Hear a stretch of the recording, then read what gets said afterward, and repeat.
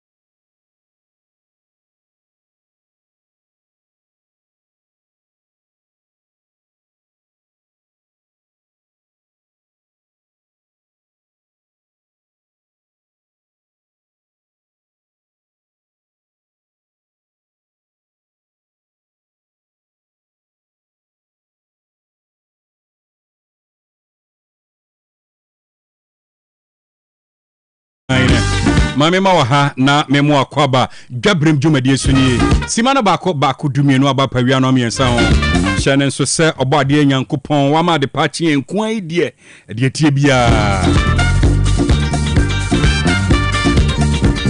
ye die be wafa why na de tie se enne eye January bosom de toso aduonu nkron Ewa fimpim yenu ni aduonu nsianu emu 29th in the month of January in the year 2026.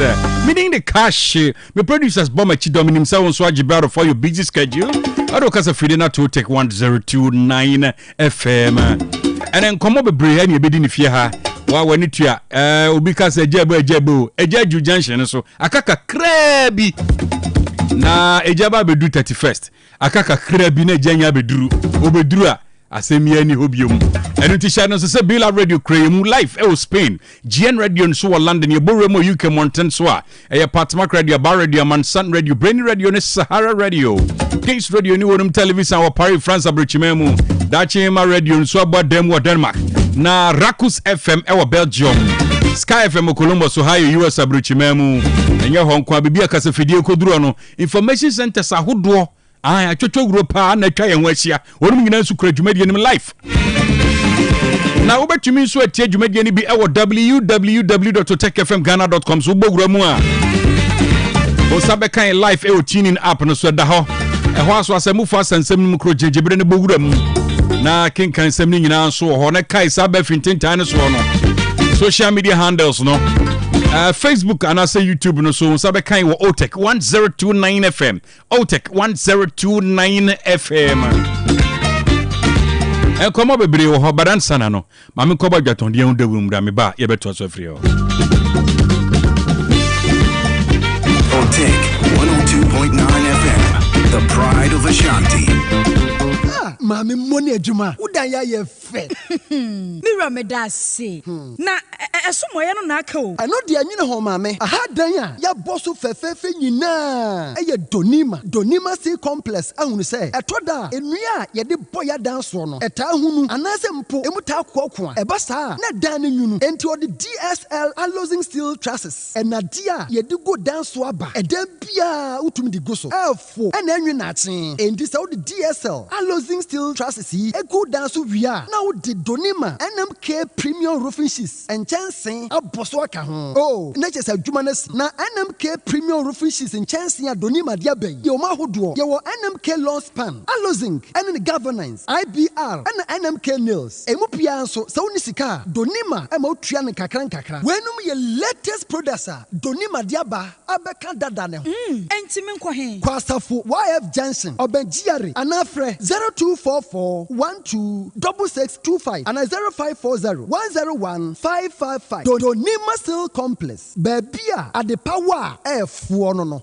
Apomodin mapade eno ane hepa plus mixture apomodin mapade eno ane hepa plus mixture Hey, Unia, Pavi, and the Black Smokes, Mr. No, Malaria Dronana. Annie, say, and I'm sorry, we be the same wife, you know, you're testing positive. I know you. Say, a cool malaria morning, you know, I'm in negative. Adia, 1 hour, Hepa Plus Mixano, and what do you swabber? Cynthia, I was our immune system, a strong debia, anti Pavi, a support immune system, no, not Plus Smokes, no, so, to malaria, no good. Malaria symptoms, at a say, a tipaye, I fear, one more tour, and 1 minute, Achakura. 4 days na pavi and the plasmox mixer one no to malaria na sekura anya sa dia ko hu doctor for 0542 778572 and 0542 807907 magie dure di pa pavi plasmox and hepa plus nyina apemfo abato mo manufo enu kwada woni mfie du mienu kan our pharmacies na herbal shop FDA age dwede nkrato yatum medofo pa said de bia ye kano nipadua ne kanea no ene yani eti ani ho asem de ye monto ho entempara no otu ho anamo de bia wani so kekawo wani so hyehyew o hwade ase aye wisi hu ni ye ase bo asi wani so o se asententan ne na mani so mani ni twa nkyene wani no efemfem uti ya wo ya de bia so beba ma ai Dr. Ahwew enso unyam reda empanifo so se ujai de wo ya unya adaje eye ni asem ne ye ka ti Mr. Pemre padaje nebra by Grace Hospital ma doctor hwe ni ehwe wani ne mfama wo ye hwe wanim ewo by Grace Hospital ye hwe ni ewa yaresabia ha by Grace Hospital no ye wo breman DVL ne nchen o se kwadwo area ho a bibia ni amienkasa 0244 97 68 05 apomodin mapade eno ane hepa plus mixture pavi plasmox hepa plus mixture to malaria na sekura sweet darling my beautiful baby hepa plus mixture ye busie ya no mama hoden aba busumi pini menti ase me do tie hepa plus mixture anya adwuma ebeye wo nipadua no mu no afie kura na ebeye onwanwa mo eduro ye ma general well-being abusua pomodin hia me yie esne bibia Entime manom pefia ha. She, oye, Hepa Plus husband. Ye de wa Hepa Plus husband. And ye also we Hepa Plus wife. Na abano. Hepa Plus mixer. Magie dure di pa. Pavi Plus mox. Ena Hepa Plus nyina. Apemfo abato mo manufo. Enu kwada wo ni fie bi kan. Our pharmacies na heba shop. Etufo mfre 0542 778 572 and 0549 297-463. Pepper Plus Mixer. Mapobudra Mapa. MDRG Edwin Krasoya. Miss Chania de Sahaba capsules. Madame Sieni. Hey, and to watch in your pan and what's the said to Sahaba? What do you say? My dear, wouldn't be. And not dear, for once, my Jewett, I do Sahaba Messana, who come from Mammy. Oh, my number Tiwadansi. Miampa, Caneno, Namis, Namitrina, Chicheme, Nami Coco Yadia so teaching me. May no matter do Sahaba Messa, Nina to go, and the Maya free. I do some radio. Yet, Charlie, you would name Nayan watching. Yes, it's a young cocoa rockers. Miss say, a person crying to not be baby. Sanya do Sahaba Messa, and come a woman. What don't I promise him about Basu? Nan say, Ujina Brand. A fire do Sahaba capsules. No, says a Mijina, who's a me a Bamamua. A Jenny, a young crap. I do some rate, or be to me. I just appeal for a battery I want for down for anyone I want to fit to me. Kumasi, at 4 out of 4 to Sahaba Center in the clinic. I was swimming macro, go filling station down Wemu, and a swam Pentecost I saw down. I feel I have a shopping from a CPM. 0500110 115. I do Sahaba, my Adeshemaima, Valley View University, Suapon, Ajidin, Najin, Hini, Ewo Maimu. What it tell him before Bebre, ya would do him dear boy May. Valley View University, at it to my Williamwa. Enti baby I do certificate back on your so. A church for our name day, no send him at the chair, and a child dear Ewosuapon. Valley View University, a child is Yadia did this way. MBA Strategic Management, MBA Banking and Finance, MBA Human Resource Management, MEd Administration and Leadership, MEd Curriculum and Instruction, NA MPhil Curriculum and Instruction. Waya postgraduate diploma in education. Nina waya no kwesi adankwa. Waji first degree bia. Say aya first class, second class upper, any lower nyina. Wasaya BBA Human Resource Management, BBA Banking and Finance, BBA Accounting, BBA Marketing. Valley View University aya top up Emma HND holders. Eno kwesi adankwa no wachanwadie. Waji SSC yabodin krata. Na SSM Maths, English and Integrated Science, Winya Grade A, ECOCD, Wasi, Abodi Krata, Maths, English, Integrated Science, SSM Winya A1, ECOCD 6, Sa necessary electives non so ye. Waji mature students, necessary wadi free fear Jonunum Echo, Waya BSc Nursing, and midwifery, Waya access course, Emma Wani Okuta Hack, and NAC. Na SSC wa ye adwuma ben fie miensa na wo an no so eye adwuma. Valley View University ye wo odium ye ben real line no obetimi afre ye wo 0265818266 ana say 0244786372. Valley View University suapomu okunini no.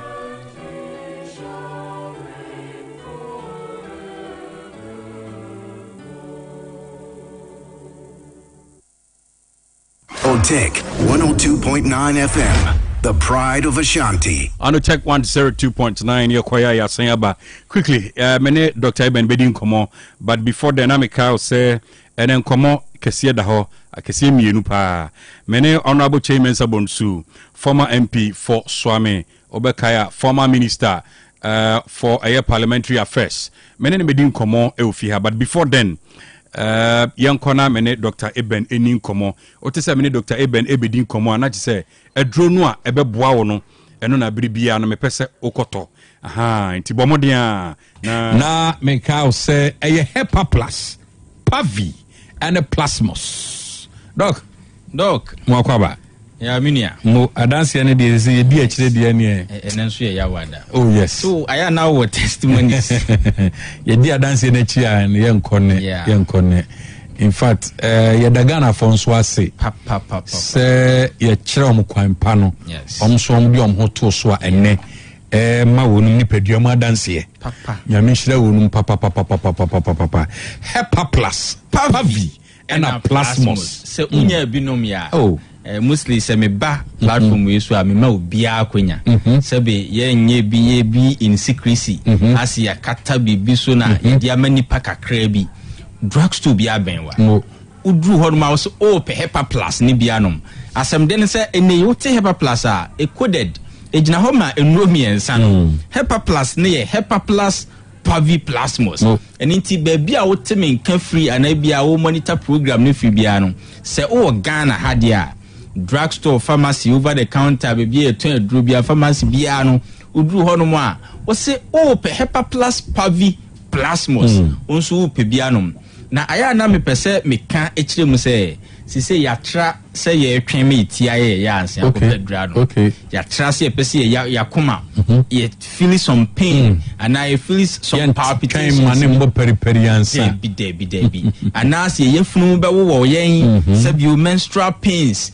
ansana ndi se kura sabi me bosom ya som ma me nkope hepa plus and ye ntwen se infections ebe chichire yen anse akope hepa plus anum ye num hepa plus ye reference point ne nye yare na emum ye num se nipadua no ehun bekoso ayedin eno na me kan say sometime about 2019 2020 na ye say covid we chiri pa ye ni ba ye ho so na enye sa ben ye nkwa o na kan ya hyeden eni nso yarewa wo kurumu a say ya pretend say hwe ni ho ye record nso ye yi ani sa hwe ensi ye aden na ye ma ye honye den se yare beba wo se yare emma wo wone wo family no ompe hepa plus paviplasmos se krapa from yade no aba na papa no krampu no season na ye wo mu no season no ye season ai eniti hepa plus paviplasmos die ye se yiwe ni kra free yare so na mani padua ne mom enya hoden ai student a ya ka chenso ye better exams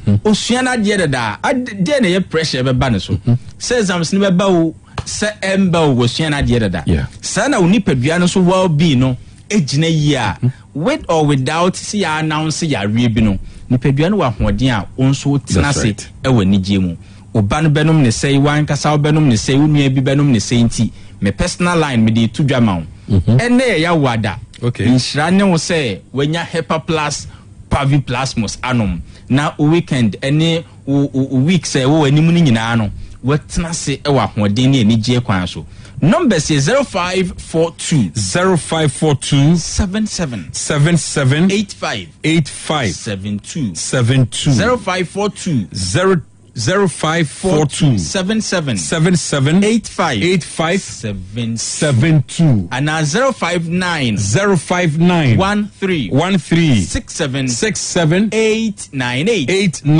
059 13 67 898 se o wa manone ebia sabio yare bi ehunahuna obi wo ha ne ha nyina akoye diabetes akoma yare bi obi wo ulcer bi sabi odware wi na ne kika no obi de ensan gu ne ba bi sabi obi man so obadwumaden bu abusua but sabi oni atinka oyo ba part mu se onu ana abusua no isi ne kon so ne metri so but atinka friend atinka kono so di banu mu nsuo no sabi onu mu nsuo entumi nya guna wontefe mesre hepa plus pavi and plasmos bomodin se o wa manoni a yedi bi bebrew ema onso ohun atumi ayodin na enuro no Ghana ha ba bia no ebi wo ha se yede bro manoni opeso do address and information bi mayen na 0542 0542 807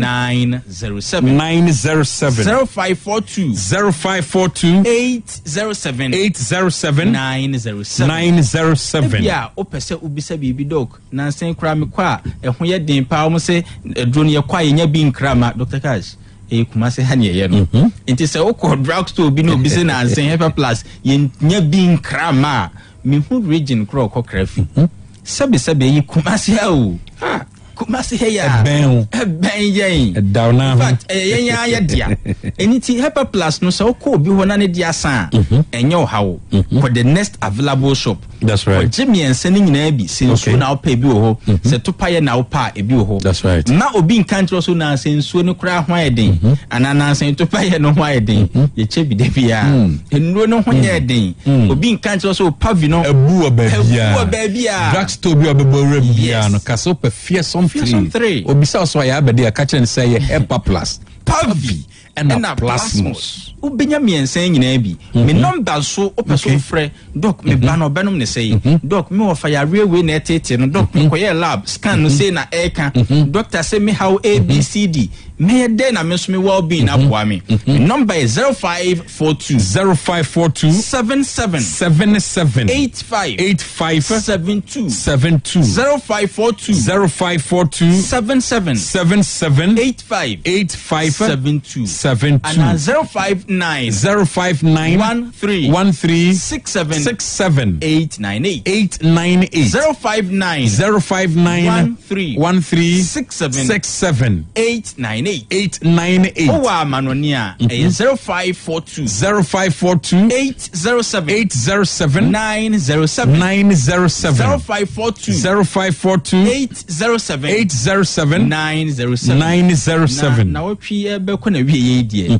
mesre se wo yo ba se be wo expect so be bu nsa but wadwendwe na koye pensa obefamu a awugu ahom okay you know onye anything serious bia obetumi aya ni say okọ drugstore we ye wonsa ne miensa say okay miensa na waye no Hepa Plus Pavi and Plasmos now the chassis no mpwen okay na yen hwa de okay say obeke campaign killers aboso in the name say be me bu miensa say obe g excuse duty not for anything no because of menstruating mesre si say de say onipadua na ye na adwuma yi a enu ankasa boa wo kwan bebre so oyo ba o how no adwendwen nyina ne say infections inti wadepa bi ehrewo eninti wasase efa oils bi any chemicals bi onim ade na ebomi hune say for all you know some of these nyema yema no yenuano ma ne ma me use no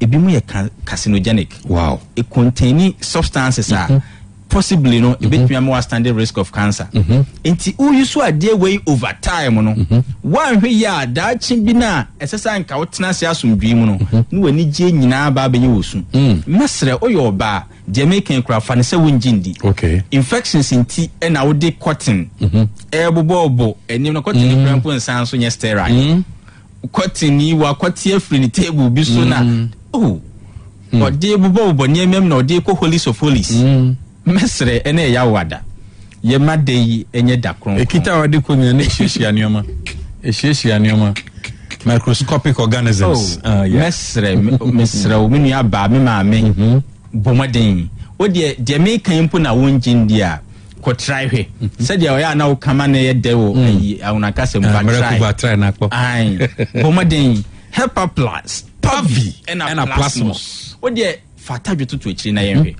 fancy herbal for crowd yensema ye king e me exaggerations fancy yensema ye king spice na up na se be ye pese wo to ye dru nti ene ye cancer bebre ene dru ba ko ya rebe 1000 wo de keka bigu yen so but try hwese de ye ka no at least iota of truth be ewo mu ana now the yen hwese infections na wanom pani wawo mpani antibiotics wa ya hu se bia nipadua no betumi aboa wo that's right yen hwese nipadua no ye capable say betumi manage affairs bi say yana Hepa Plus no po ba wutie me wo ye student usua adwuma wa ankasa wo ye wadwuma kopa binom ene na pa atadwi bi we sebe so wo esimu ha ukra na wontumi wi atadwi a wotumi blend eno do kasa akire wo ha we paste de no no de fa bito to akire okay ni ye hwese ni padua na ankasa enclense ne ho ana also your bema sebe unsa yitia entumi nso oje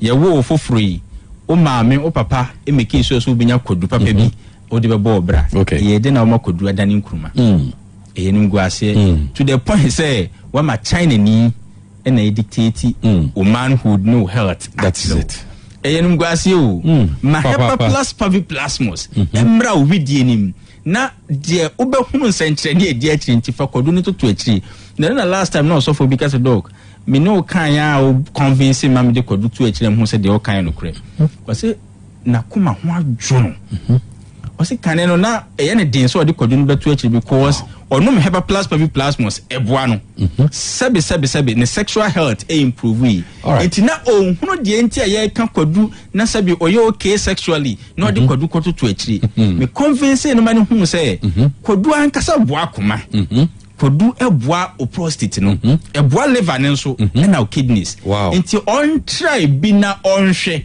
wade to akiri no hu se sana ye de some perceptions bi ne met bi Eddie esi enkwagya no kwan kwa. I said, Doc, see me feel much better. And my sexual health, so Doc saying wow, change him. I said, Doc, abuapa. And now, man, wife was so they attach you to a chino. I say yes. Be okay. Be okay. Sabi so send a wife who cry no sooner or take gwa no so who so are making. Nyafin and become Musiani for one. Sabi. The wife would sit near Mamma near Maki can see any. The wife did jeans sunum. Wow. Or the jeans sunum. Wow. Emma Guano to say, come on. I am here combinations. In so kakra. Paya kakra. Yeah, Yemana accessories. Why not? Oh, why not? And can bear for say weekend we or bad time beer or issues with the relationship and marriage.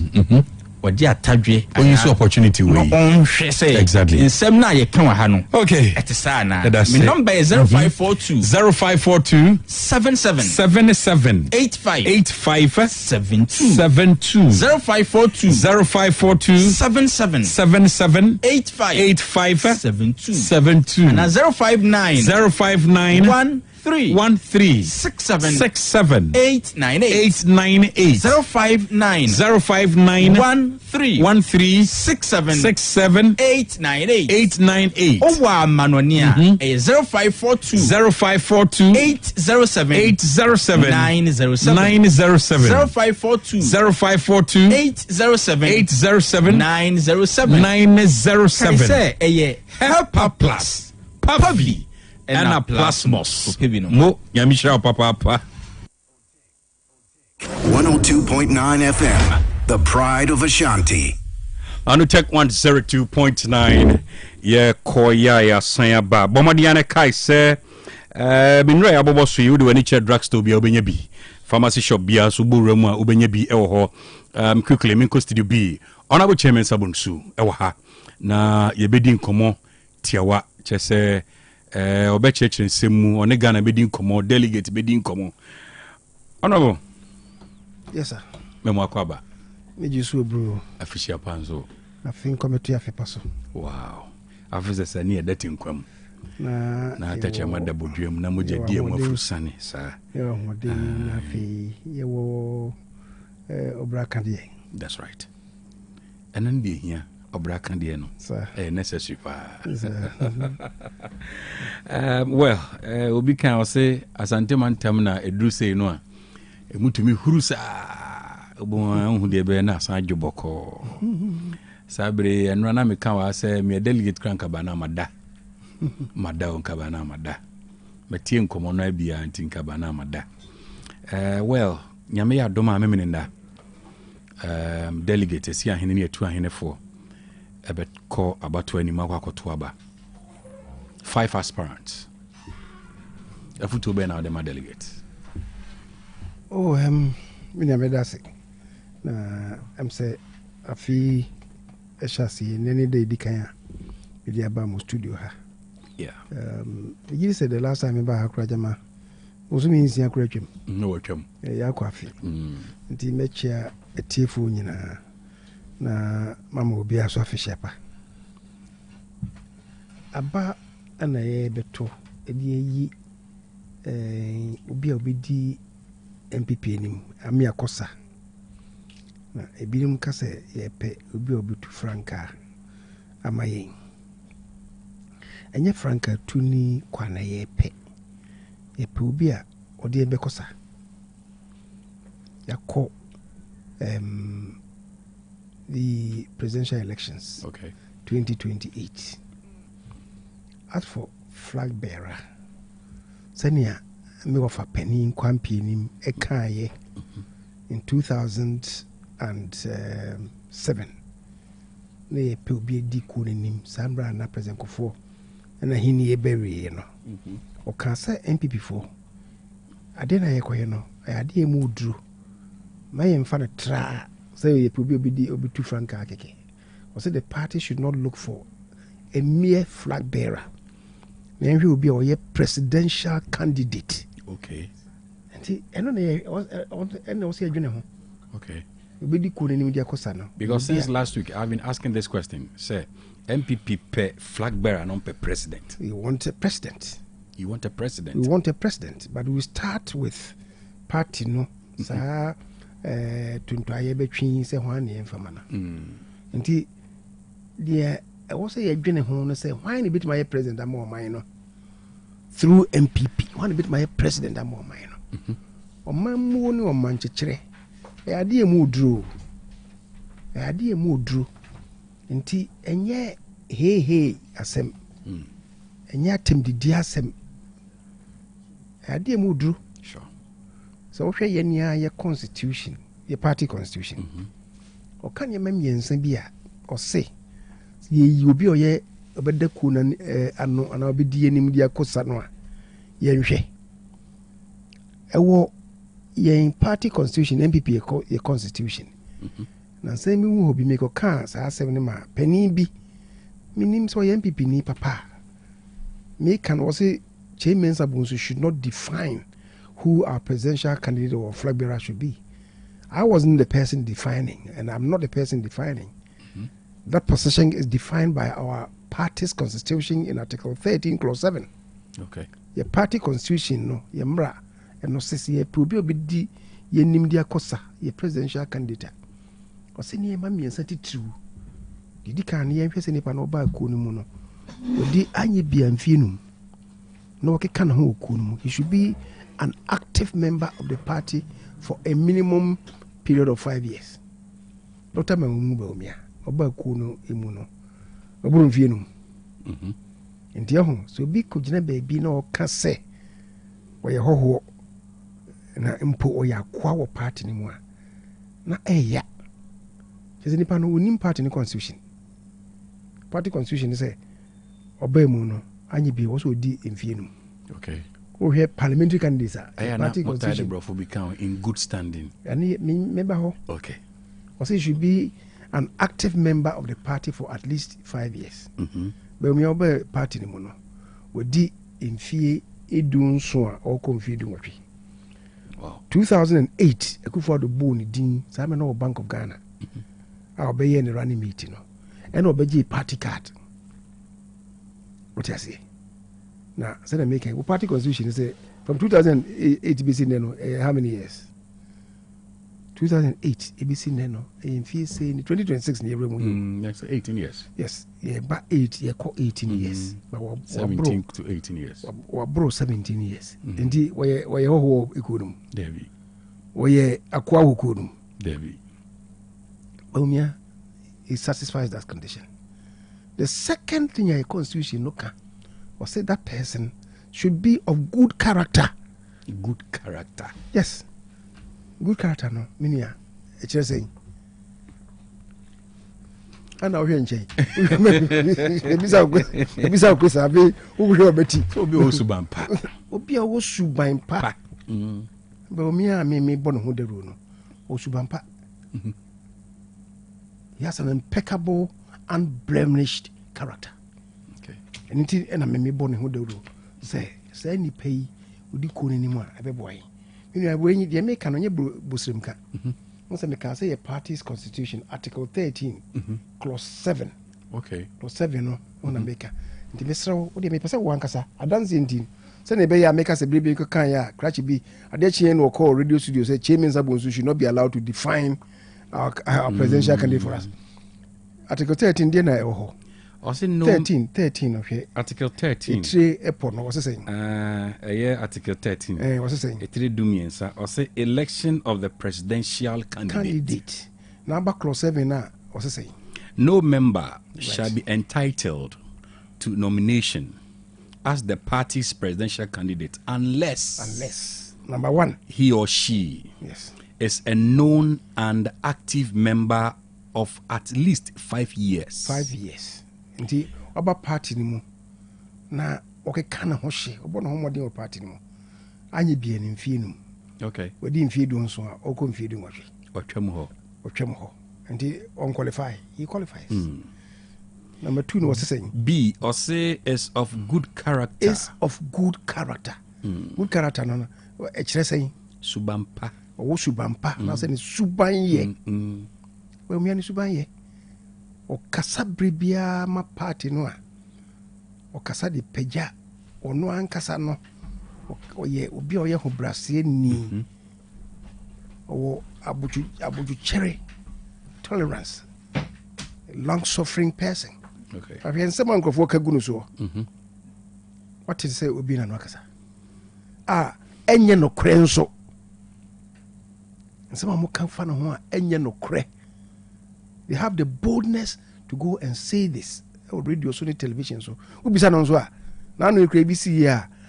Obi e community asem bi share no kon. Igina so di na tem. Na attention you draw nipa kon attention. That's why we can cry. Papa no nkaza. Ndi we pacha wana. Osme mpacha wo. Beumia, o kan ho asem. On kan ho asem. One responded. He didn't respond.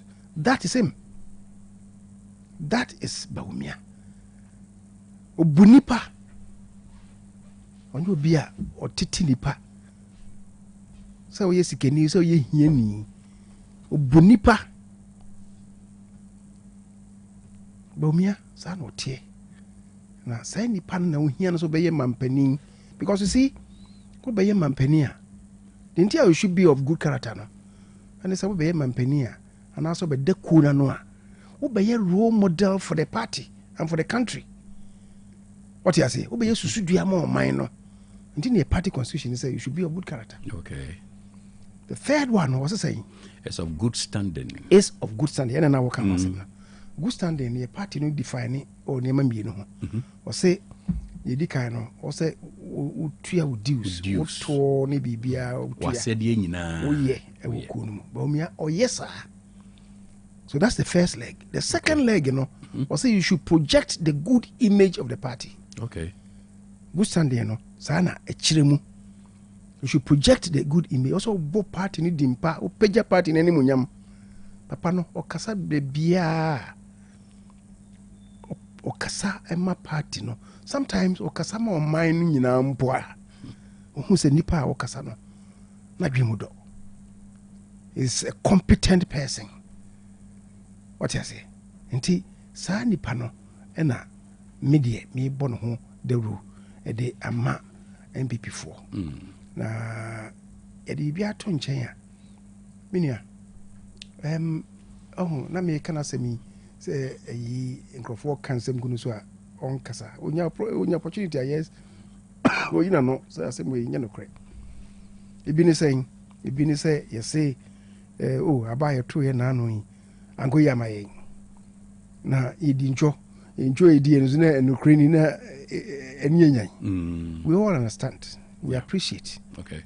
But is it the case say onu ne gina no so ma ye lusu ye? Go for say ai wono na wo me ye lusu puto nti ade ne kobie wanye yi.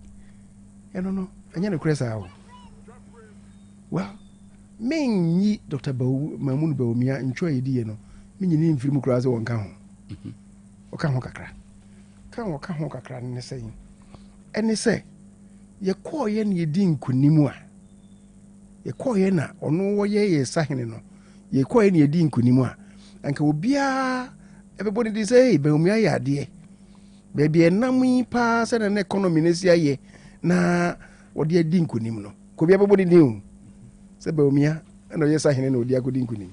Nti se anye yi na se obi kase o ka ho bi ne di ntwa meni nipa ko ne ya adwen na mum se enso bibia enso fama no de enya no kresa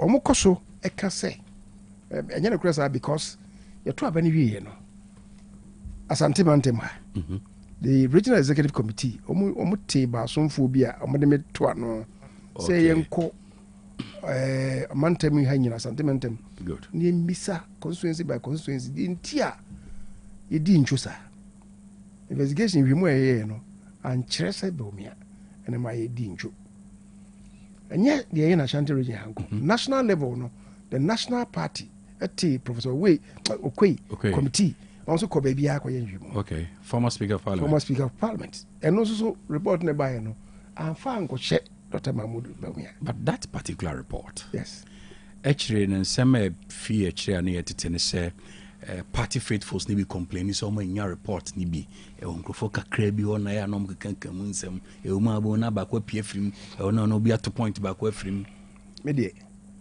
bi akọ kana bonten no whoever the person is. You know, na America. You call a National Council meeting. Okay. Emma, the General Secretary, I need a report na command on. Well, I'm reporting I'm okay. But not personal, not the two. Okay. All of us were there. Are the causes of our defeat, we born na personal. The train. What you say? The one me derive our inspiration from. What you say? And no Danchenya, apart from Ashanti Day, Maka National, a Danchenya, it could be I from International Foundation, be a friend of Conrad Adenauer Foundation, a Germany for could be. Yeah. You try baby Ghana ha, and I'm say, you know, more a Cuba, I friend of MP before. You know, more Cuba, or party or Germany, I'm support. A friend of IDU, International Democratic Union. A new association of all liberal and conservative parties in the world. MPP4, Yedom. Now, Germany, CDU, Christian Democratic Union, Angela Merkel, in the party, Woman, and Sue Mubi. Woman, Sir, Ikuya American Conrad Adenauer Foundation.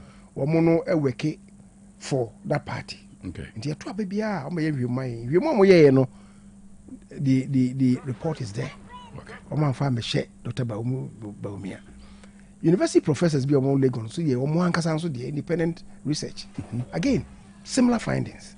What you say? Now, so in spite of this, and if be sign a step out, because but we are my lose foundation in a way. They don't have any foundation, they have no evidence. And so I'm also casa as no any no cray. Now a binum echo casse. So a friend say one way cremoni buy a 2 Muslim communities and Zongo communities and Dwabrem. You know, who dance anything. Yana any pana mokasa bebre no. As I buy a 2 year omonye wimubia. Just say a bonity or bonity no cancer mope. Because so okay, analyze your results. Yeah. Election results. 2016. 2020 and 2024. We share results na MPP nya.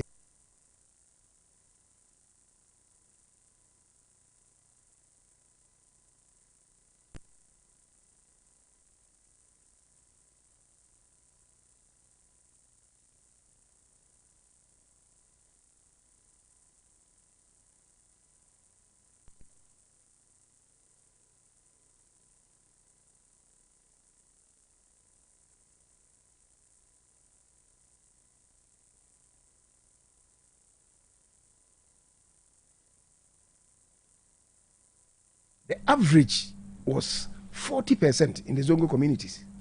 You climb up to 40%. That is even when you watch say about 2024 no. Woman to aba my 2020. Emu ye be moto aba my 2024 no. 2.1 million of people who voted for us in 2020 no. 2024 month aba my. He didn't turn out to vote. Okay. What you say?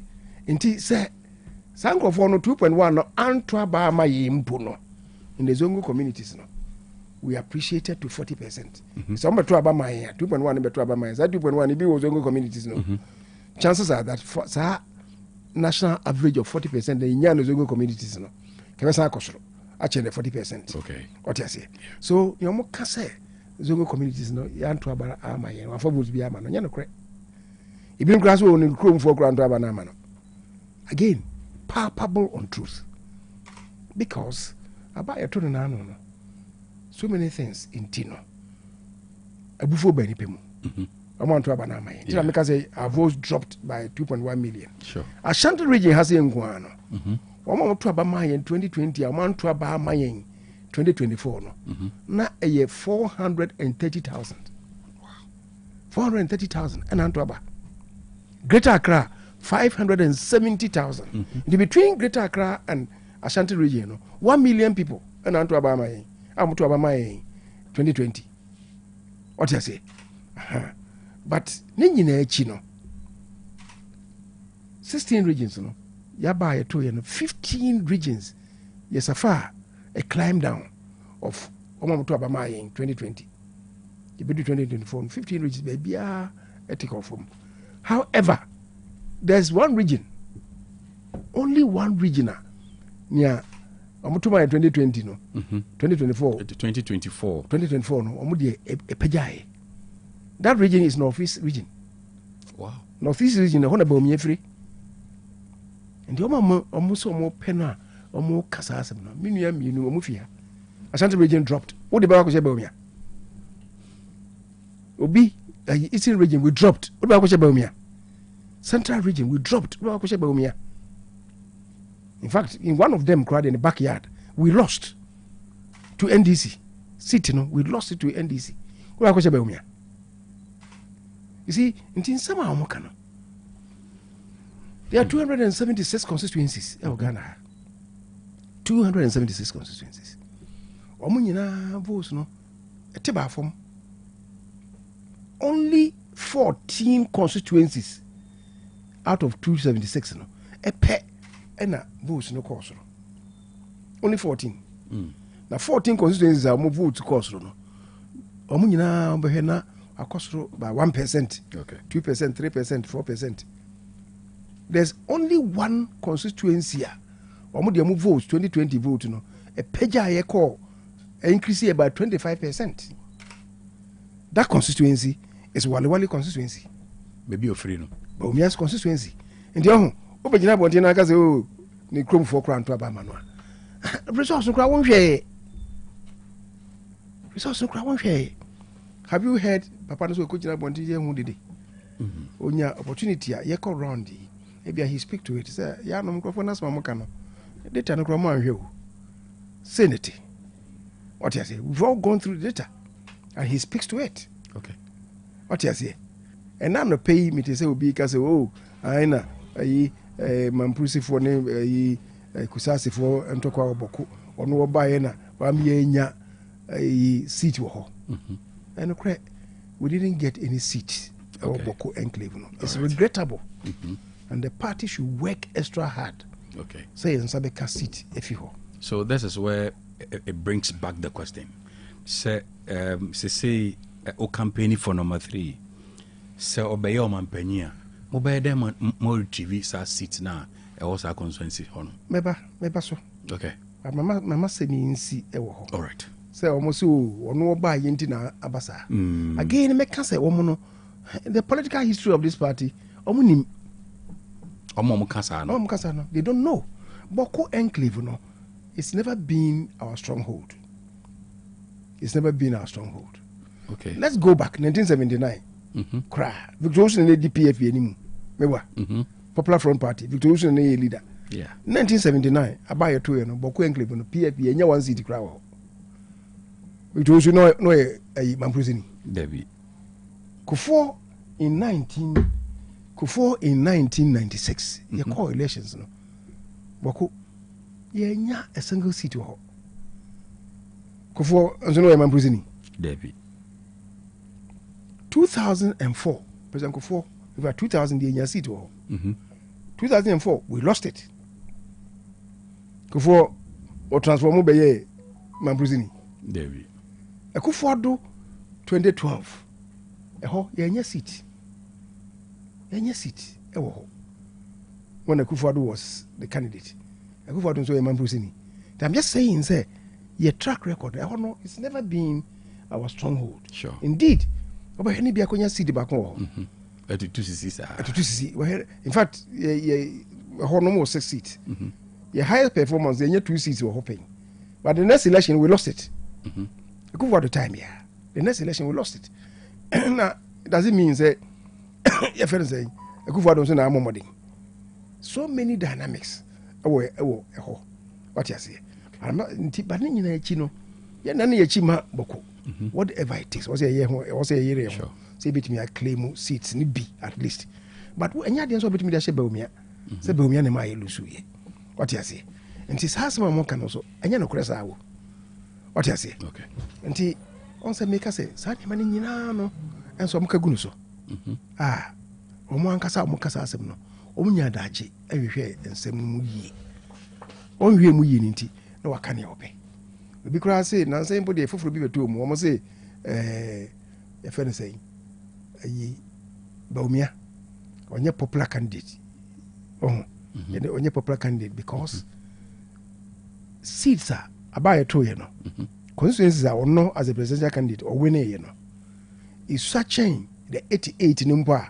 You win the core parliament and says what you back 87. Bandai the Supreme Court a ruling in favor anti. Yeah, I'm saying it's 88. And you call by election equity and you lose you. 87. But I'm saying say 88 no 6 or winning presidential candidate winning and then 88 constituencies. In terms of when you're popular.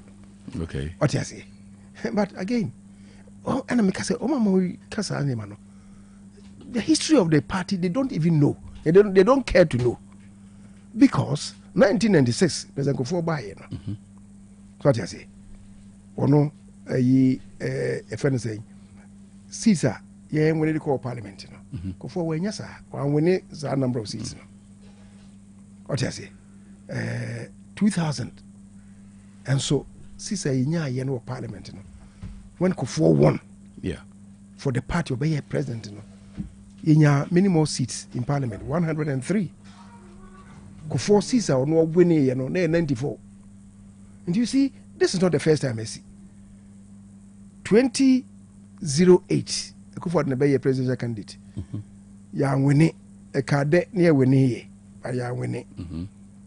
But Caesar in your parliament, Kufuor were yes, I'm talking about constituencies or no winning. Yeah, that was 2008. 2012.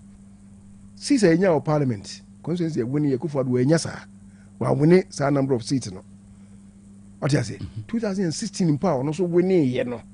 The number of seats that we had, our parliament, the 169 in our parliament, the number of seats that Kufuor a constituency of winning, then lose.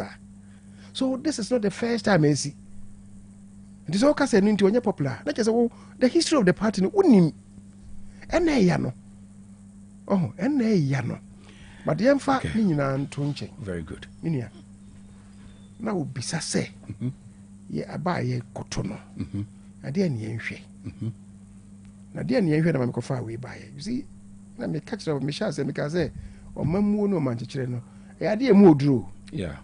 Na me ka your party constitution. Hwe so kan ye national constitution. E do man e sha wonsa. E do man e sha wonsa. O kan ye mam yensa bia wo say oye. Wa ban no ye. If you look at the preamble of the national constitution, or say you should deliver on 3 essential things. Bako, or say you should deepen the liberties of Ghanaians. Okay. Let's just say, so the rule of law. The second one, or say you should create equal opportunities for all Ghanaians. You see, equal opportunities need binti na ma. President Kufuor, for instance. Let me start with President Rawlings. Obaye was the we are say corner.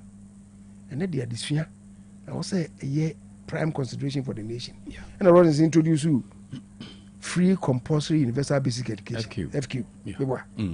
Kufuor Baye no say Rawlings are there. And so in CP, in the free compulsory universal basic education, no, and the Kufuor day school fee they become. Yeah. And what the capitation grant by. And what can say free right to encourage more maybe a mass transit no fa. Masses no fa. That was Kufuor. We Kufuor na dey health insurance by. Obi a yare na ko hospital wo nye sika mfentua. Was any insurance system we tutu kakra ho. Wo yare na se wo du ha. Na wo ni sika na insurance na cover.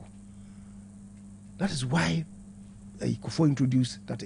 Kufuor na dey free maternal health care by. Yeah. Equal opportunities ni bi no. And my Kufuor do buy was no metwaso. Ya free compulsory universal basic education. Maybe be do no. Also the free senior high eba. Na Kufuor do so the free senior high buy. What you say? The first year the first year or the buy. A tree no, you see health facilities agenda 111 for mana yemfanko all nooks and crannies of the country. No be yare when ya yaresa. Maybe ya yare be ho nkubitme ye neko ayasa bi obinya ayasa. Onya hospital in Contino. Na from what you know, and the drones system by any manano yako baby. you call Northern region, baby. Now, penny be or end is in you, and all can say or walk on the bar. And yes, our facility now a bit deliver Medicare to a Akoranoa can bani wuye. He came and greeted Dr. Bomia say, and no dear, why are they? The boy abanabaso. Yanongwa 3 days in a call a drobonso. A similar thing had happened there. MIS Jama NDC say almost secretary say or also Baho came and thanked Dr. Bomia. Oh, for the zipline service. Yes, I said drone services and say zipline. No they also they can the same thing. Send the bar all can. Na and the so you see, that is it. And then I could say equal opportunities. The third one, and they say also you should manage the economy in such a way so we deliver prosperity to the country and to all citizens. Okay. And the Niema rule of law, creating equal opportunities, and revving up or managing the economy to deliver prosperity to, or say anybody or can say to the citizens and to posterity and nefui and in Jirima. What you say? So, and young Koda Sem, a some more drew to say, oh, here's idea. Now, Kotraba will be the Omanashan and Sa. Meaning, I didn't know. Oh, she say, and you Nipana Moon. One Casa, one is with you. Say the Omanashan and Sa, one is with you. The vision. The vision. So you're looking at the vision of the individuals. Then you are looking at Nipan competence. Or any professional competence, the knowledge. It is saying, Nimudro ewo sabu at the same monocrat saying, you are looking at the experience of the person in governance. Nipani swim no or mamu no manchichirimu anything. Dr. Mamu Womia, I be vice president for 8 years, running mate for 8 years, vice president for 8 years. I be presidential candidate. Me who say, Sir, o fasani mana, o demufua. Nanu ye to abe. I didn't Google ya ni abre ani dia rehui. It could be a fair or IDU. So means what you mudia. Yeah. International Democratic Union. Yeah. And no a association all liberal and conservative parties who we are seeing in a dom. Yay MPP for ye dombi. Na ye no amo ye nhemu bi ene nchechiremu bi o Belgium ahinkura friend Brussels. Na Africa henyina no mo yi obi to represent Africa no. Dr. Mahmoud Bawumia no mo friend. Minim say sa program we bi na utie bia. Ya monitoring na. Monitoring. Yeah. Kwesa ye bisa no. Na oyi ano no. Minu na wonye proud say we Ghanaian. Nye MPP asem na make. Oh yeah, I get you. Oh yeah, just say what dey kwa say minu ya Ghana ni na ye say. Kofi Annan be ye General Secretary of United Nations. Ghana for near fine Hawaii. Na Africa nyina de Hawaii ho. So that is the man, his experience, the track record ne saying.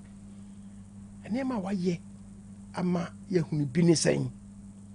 E bini say. Ni ezesi ala meka agenda 111. Or a vice president.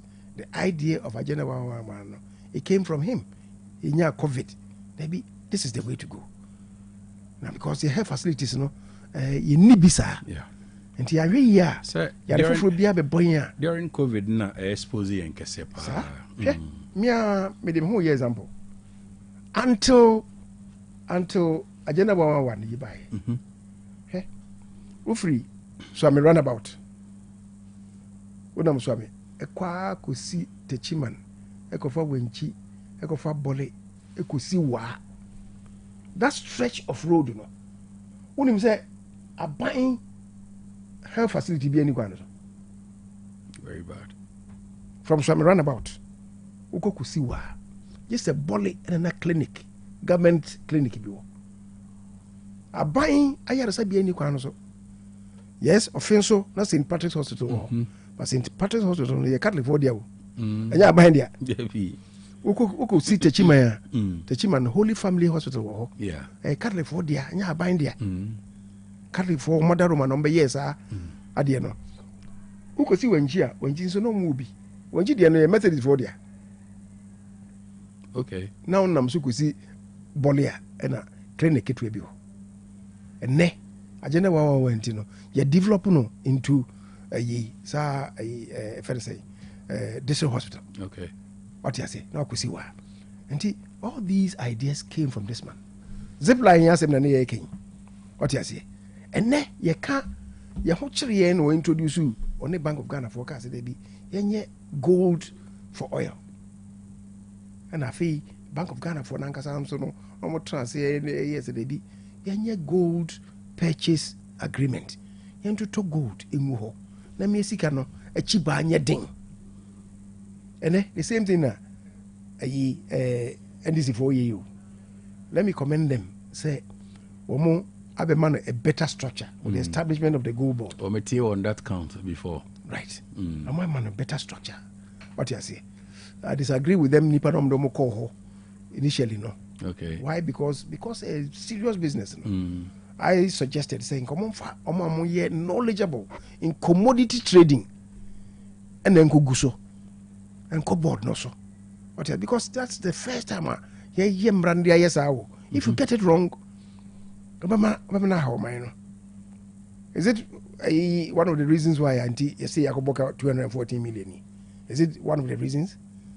But I'm not. That's not the subject matter. Yes, certainly. But I'm saying, say, sadly, man, not the boy. Oh, nonsense in there. Oh, nonsense in there. In fact, you started idea no. What can I say?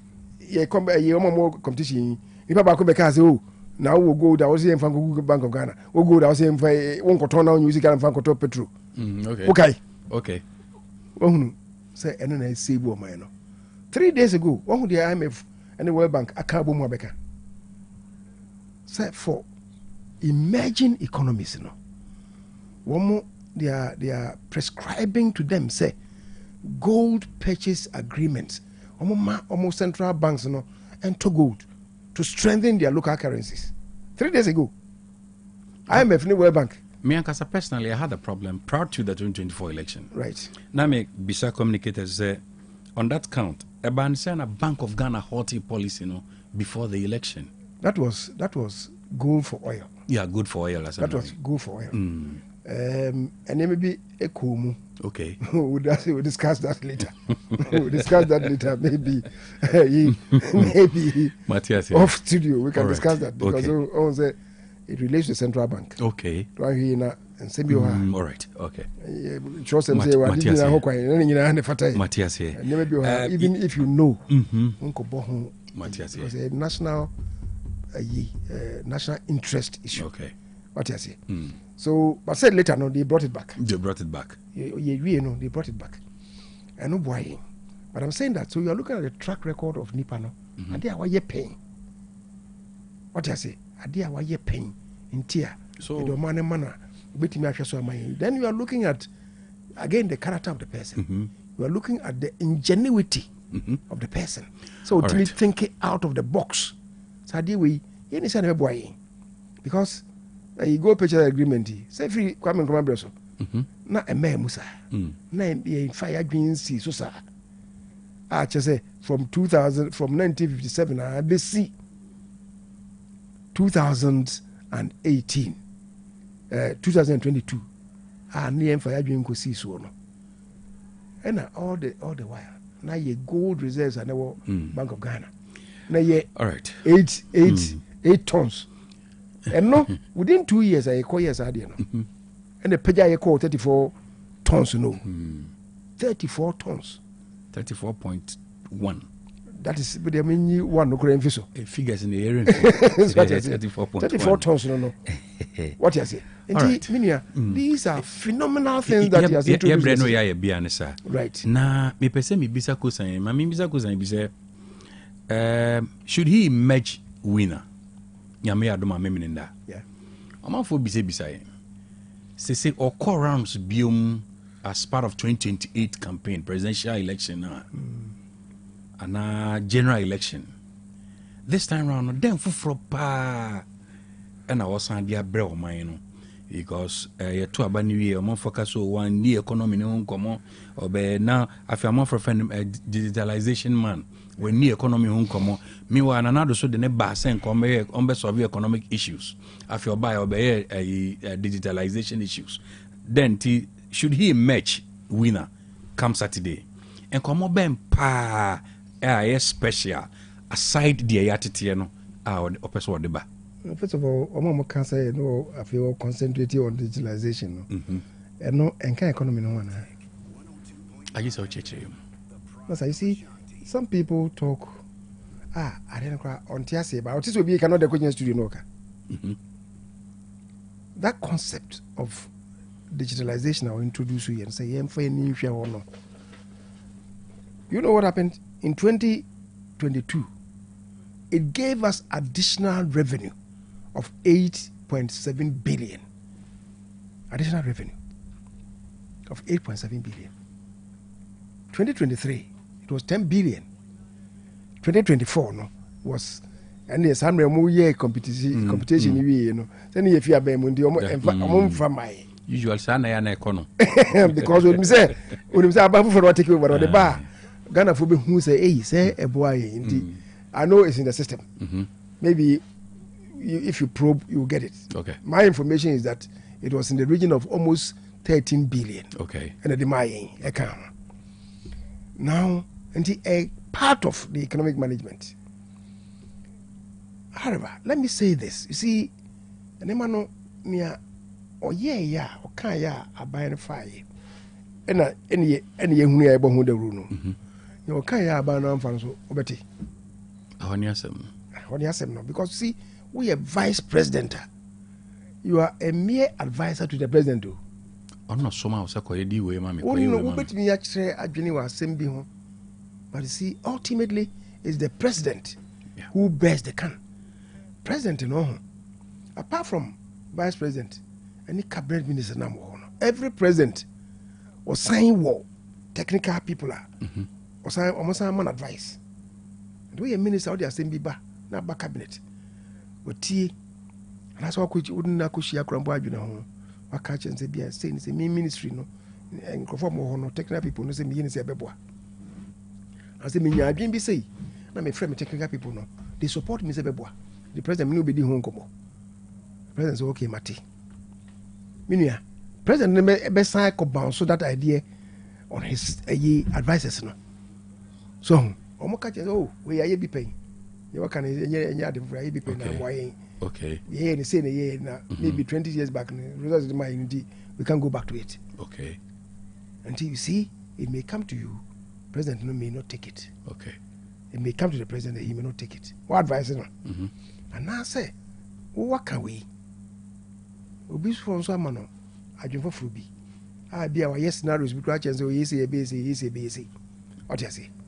If I be to say e-levy, near the buy, and now I'm saying now, here you know, as the majority leader, I supported it. Maybe the vice president didn't support it. Okay, but it's not the finance minister. But we heard say he never supported it. It's not the finance minister. Finance minister also saying Crawford draw scenarios. Say, oh, I be my and say, into any say never boy. What you say? And you're quite the need that so. First of all, you started no time and I was starting on January and Jimmy. Oh, say who about to Jimmy and near bar a bronya and Jimu and you call back February and Sunny ye Timmy ye. And it was March and Sunny ye. We lost 3 months. You in scan and I say being a few ye says what you say. And this is for buying them so we became but I buy Jessica. In the offer other means and of body physical chroma. What you say? A troll the way they win your troll. Woman. So I'm just saying, say, vice president, no, he was only advising the president. Who two president for? President not tears or the Bayajuma. Or say, Mate, then other pieces of advice, if you baby. Moi. Okay. That's the end of it. You're not the finance minister. Sure. You're not the finance and economy minister.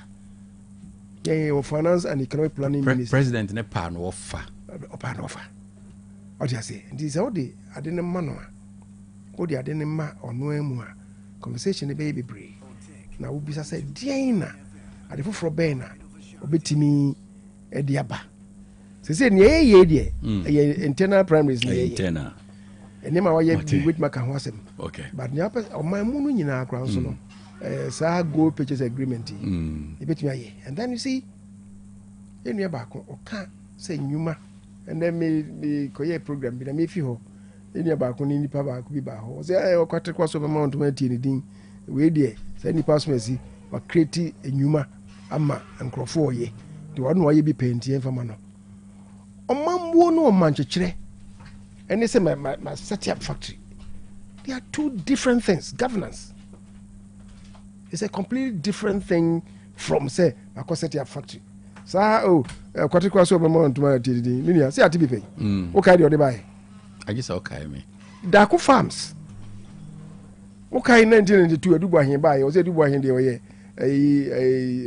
Krachia ɔte university na wɔkyerɛ adeɛ na ɔno na wayɛ the largest poultry farm in Africa wama nkurɔfoɔ adwuma nti yɛmfa ɔma no nhyɛ ne nsa ɔkɔɛ no anyɛ yi ɔte ase ɔma nkyekyerɛ ɛne sɛ mayɛ adwuma wei it's different but you see Ghana ha sɛ koraa no yɛn factories no ɔmo ho nyɛ den papa adentia yɛnua baako a so ɔma adwuma bɛyɛ 7,000 ɛnɛ na meka sɛ adwuma no a wɔka no ɛnyɛ no korɛ the steel factory now so wayɛ man nipa 7,000 adwuma no it's not true wabuild ɛnyɛ boapaye o wabuild factory no wɔnwieyɛ ɔsɛ wɔwie a kane no wɔwie na wɔka sɛ wɔwie bɛfɛ nipa bɛyɛ 7,000 na ɛnɛ deɛ ɔsɛ wayɛ adwuma no ɛfɛ nipa 7,000 na mesɛ ɛnyɛ no korɛ sɛ wayɛ awie ɛna ɛfɛ nipa 7,000 meka sɛ sɛ adwuma no sɛ ne ɛsɛtiɛ no owie a direct and indirect labor 7,000 na wɔka no bɛboro saa okay because it's huge process be free hɔ ɔmo yɛ adwuma wɔ factory hɔ ɔmo bɛtɔ akɔtɔn throughout the country you have ɔmo maybe ɔmo tɔn kora ɔmo no adwuma wɔ ɔmo what you say baby when nimra ho so no ama employment 15,000-20,000 ɔmo nsa kɔ ɔmo no 15,000-20,000 but which is more than the 7,000 which is more than the 7,000 crowd no quote me say 7,000 no quote no understatement but I'm just stating for a fact say factory ni nyadwuma onwie okay onwie cold store no wo 2023 or but no kan ho asem say the largest cold store in Africa no and then also one kan ho asem the cold store is not working anye ono na open za wo the cost of power Ghana ha energy cost no ye prohibitive China for ni Korea for bia no no mo ye adwuma wo cold store no afom no mo ye adwuma wo no ene omo de prefabricated cold stores aba with inbuilt solar panels. That's right, yeah. Nti ho ade na mo ye no omo so ye cold storage no ama mo de no ebo na ba fam you be important near man fam there will be they are undercutting his business okay like still now making you know so we are kebe bo man no pa but the cost of power and why then so I'm just saying say let's look at nipa da niswadi hu no policy or dey ba dia na adwuma kora mpo ne ye ka dia masa ayi adwen ba ko the mobile money interoperability a so ba mu anom e ba yi wonim say 2018 momo agency na Ghana na ye 107,000 this mobile money interoperability no ba ya creative platform a link the telephone companies any the fintechs any banks no you create this platform no for them no when say apeja momo adwuma no mu pa and between 2018 and 2024 ye fiso no momo agents in Ghana no omo ye 900,000 adwen ba ko a o kire ye in just one direction a create almost 800,000 jobs a mankrofo 800,000 ena omo sakoma no just one idea. All right. And even here, let's look. You see, in America, say, "O manchester no man yellow." Idea mo dro. Exactly. Nti yenhwe ne yie. Enkoto obi, enkoto abanema o mo nipa. So now you are speaking to delegates. Yes. catch up with you no muntie. Yanko to abama ubia obetimi pagya se yeto aba emano na Ghana for 2 years am to abama betimi pagya o mana ku simpomponso obi a yeni haye hu bida ama Ghana ye nkanko no akwa ni mu chense nya ye hwe no na fei enam se saa ade ne be fa MPP so na abenti no emama MPP no ayakono. Okay. So that we can remain in government for a much longer period. You see, amaya omotime develop third world countries develop no. It has been one government or one party being in government for a long time. You can sing up asem. Legal you or try to say.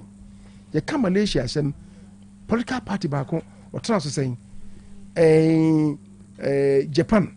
You can the meteoric rise of Japan after the World War. Party back on and dominate here. And yes, tukotena no say ya hwe ne meya especially in a country any long term development plan no we ba no the manufacture be oba the manufacture be no e mo man nkanko. I'm appealing to MPP for all right say ya hwe Dr. Baumia ni so de hu the competence the track record the experience the character the ingenuity his personal integrity ya hwe sa na me nyina nefa emano na ona wetimi de party ni no mana kusi baby e pese ko medase papa honorable chairman Sabonsu na otese meneno edi enkomo no Kwame ye ni dwa tiawai na fe yentumi ento asumfiri ho why yo Dr. Cash ne na yenhwe na penisi yare asbe na chichi nam so sijaso enti be di MPP ho nkomo no wase nya bi kakra to ya ase na afi nkomo ne to aso Perfect series books eye ngoma wodwa so ni for san watching team ngoma yi enti da kan foma awofo achechire for sa opamma baba kenken akonkan a Perfect series books and our achire kwan English language or history of Ghana RME computing creative arts science and science and maths or numeracy language and literacy coloring and writing na ebusia what the be abedwa so na se mo pema exams terminal exams na midterm exams akumasi aputuja lorry station hono mo obehu enkra dance man first stop we to mo bia kwa so perfect series books how many 0243299938 and 0540755465 yeah to aso no na kai mo se sister spices no aba no kwasem ne se wo ye dina pese so from higher sister spices we na abedi anwa mo bi onsa pedua na call square sister spices or goat flavor or more fish flavor chicken flavor stew flavor and a beef flavor obia won so ene dia mo amonu anya restaurants ahodo sister spices no a ene ne ekrokumase adum pampas obehu pizza so benya biato roman he benya dozo po no atu so amedwum bat medwum enkran so CNB no kan shi nyina kwa doso po onsa beka ebonya chese we 100% natural spices na abusia Oko no manya sem ketwa makra nyina ebi wo ho 0243535025 and 0279140940 the fearsome three no panonie Hepa plus Pavi Plasmos ebusia de tie no say one show one pomdi hu ye pa na ya de count wo no mo a wo kɔ bampo ne jekum tias krese wo so no kɔdan samampom ohun adin a wo kɔ bampo sintawie ene komodi obusua no me na ba ya de ada hɔ no mo entinya Hepa plus Pavi Plasmos bi boa pa ma da nkwamo hode nyare wa hodo anka badwu aboso aka wato ho nyina wono anko di esi etu ase enti say diabetes ana say enam yade bi no akote ebu ho npa ho de na kofom ebu ho so say wono a onyare so wonte apondo phone sa akwa de nya no pebi no mo nso won to paye ho no mo bebi oton no bi akwa Hepa plus Pavi Plasmos Otec FM aba banya bi ato amane 0542778572 and 0542807907 ebi 0591367898 Jerinas hair by Busia was in the pub Jason yes unya in Rabia Bow a treaty na tete one Jerinas hair by Mr. Honmo Jerinas vi commissions me bosses here yanampo hodin ko for tibi here and your de no be Jerinas color commissions me boa pa mo jeje for sunny wo mutino and also the bia on ko sintaria hodin ko kolona hair by bia to Gilga hair by Fredman Smithy Danny Heba and after Dank Pharmacy distributor baby abia do so potu no Abu station no aye amayep hair by shop Amani 0538 4411. Brema UGC DVL 1 Otec FM promises and so baby wa ha 0241 814677. Aba pa shopping mall ni ha na akodi dwama ho aba wa de bi oton dwa so bia. What you feel no dia bro. Say open electronics and appliances ahodo bi phone, laptops, TV, air condition. Ejare nioma ahodo ntade ntoma mpabo aba pa mo ni o. Ta for 3 ma hono ma saka park ne so. Media money betuja. The tier say 0593 386 133 and 0593 391 848. Osborne Limited in adansi ho niema de kan ka kire blocks no ne hia pa fi se no mu na hode ni begina de aka nyina de aguso eye Osborne ho na ono ewo blocks factory kese the whole Africa. Open blocks factory a eso a wo twa blocks ni ya Osborne ho no mo abasbo aje ya sam ketua na abasbo we no nya obi na akotena ba bi se wo frena bada bas na me so no adwuma wo contractors e ko twa blocks ye adwuma na no so da bi we also mo kama Ghana fo nyina te se open blocks pa de adwuma de a Osborne Limited e ho na wo kro se open concrete pavers clay brick pavers, asphalt pavers, stone pavers, grass pavers. Nina, busia obenyebi. Now per 5 inches, 6 inches, and now 4 inches, solid blocks, and now hollow blocks. Omobi. So at yes, well, the abo sound cement na akom. Enti udi si there febo. Kase bridges one ma se me for so don na di hwed mu pe. Amane 0244 377 612 and 0244 043 805. Vema Plus Limited ni enyam de tie ne se mpani se odan cham ne pene gya hye kwaya kanya ne tran bre ne ho ene nyam yad ma bi nkrofo ni hwemu ahodo akoso na enupa bei wo tama yade agye obo so na wa na ope o be ma odwun so ne nkoyi ugina ho no mu a ko o force say ban so na oyi mframa fa ho mesro ha na ba odwun so twa ne mu Prostavite capsules no eno na eboa wo X drive capsules so say tie no yie wo de ntimi nyina so ne nkrofo do mu de pagya bucket ni ade Guinness record omo je ni nyina so me bi pagya bucket o de no de wo mi fa nya adwuma mpo X drive capsules no bi ne be dia dance little capsules no so nka wo ni mu ana se wa we am krakra de wo bu be so sika kodwuma ni emene so preka so mesem wo sem press wo ni kan ti sabe wada ma omo se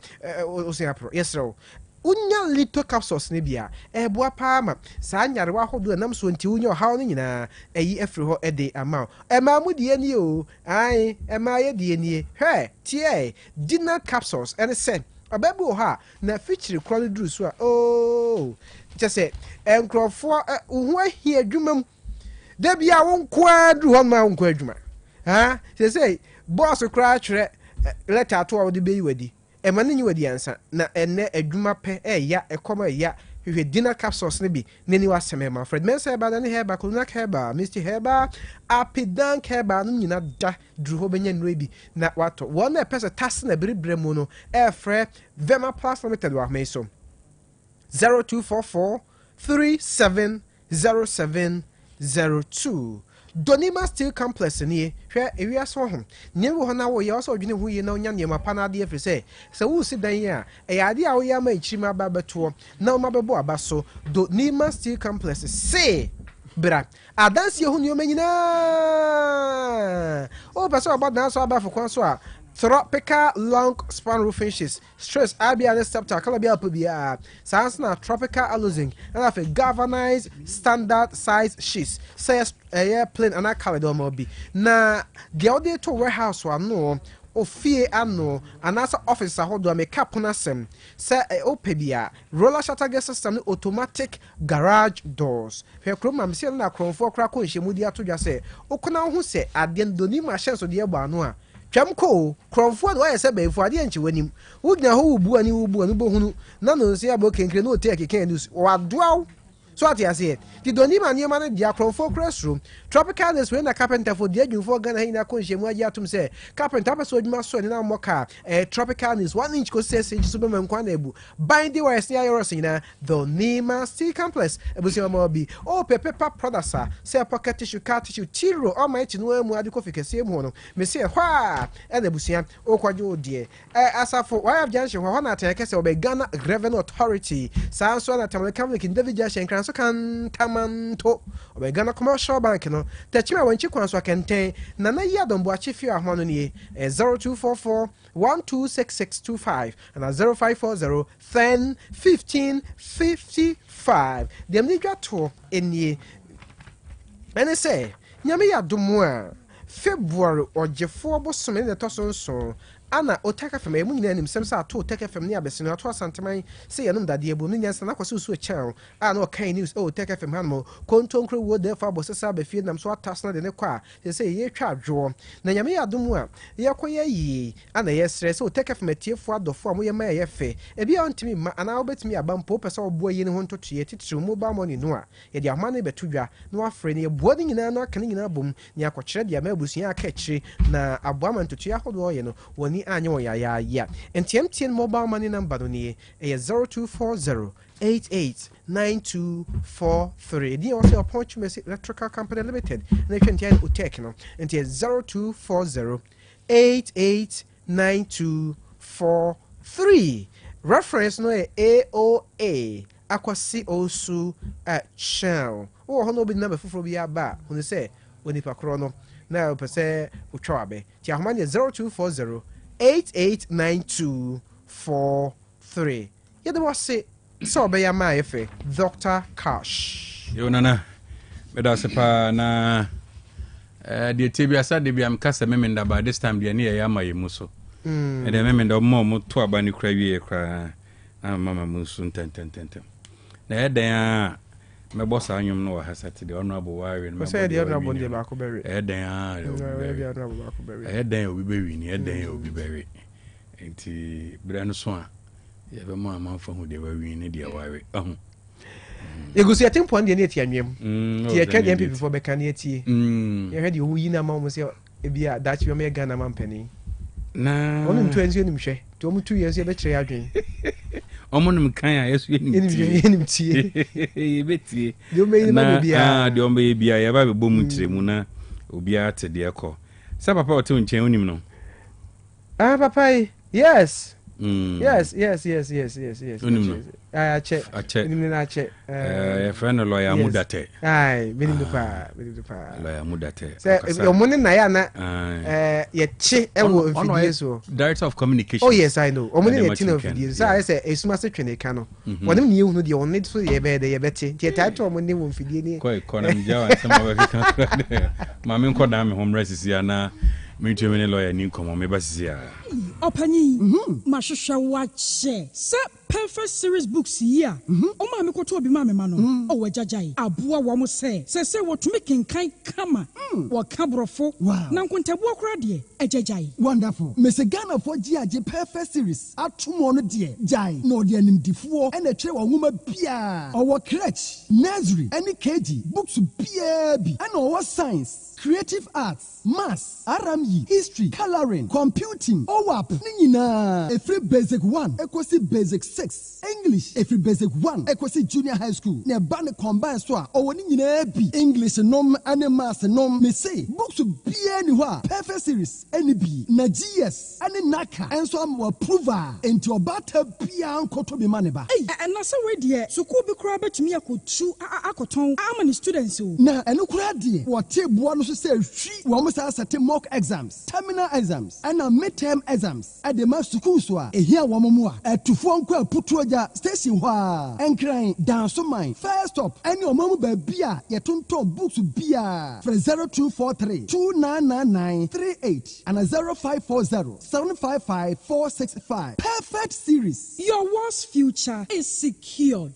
Otec 1029Fm by Grace Hospital won sem kakra bi bisawo da bay pa na wo pa ebre se ena de menyare o na so me ko hospital me ko ye check up me pese me hu se de me nipadua no akwa internal organs no esi ye adwuma me pese me hu na ho de se de tie me brebo me kidney eye wo sa cholesterol dodo ewo mi mu me genotype say me ye AA me ye AS me blood group me full blood count ehia pa say ye periodic medical checkup ye checkup na no na bibi sie ya ye hu nentem ye timi ye bibi fa ho by Grace Hospital lab facility a yɛde ahwehwɛmu ahodoɔ pii yɛhwɛ w'anim sɛ ɔbɛba bɛyɛ hwehwɛmu sɛ bɛyɛ a wobɛhunu w'apɔmuden gyina berɛ wo ne yɛn kasa wɔ 0244 97 68 05 bio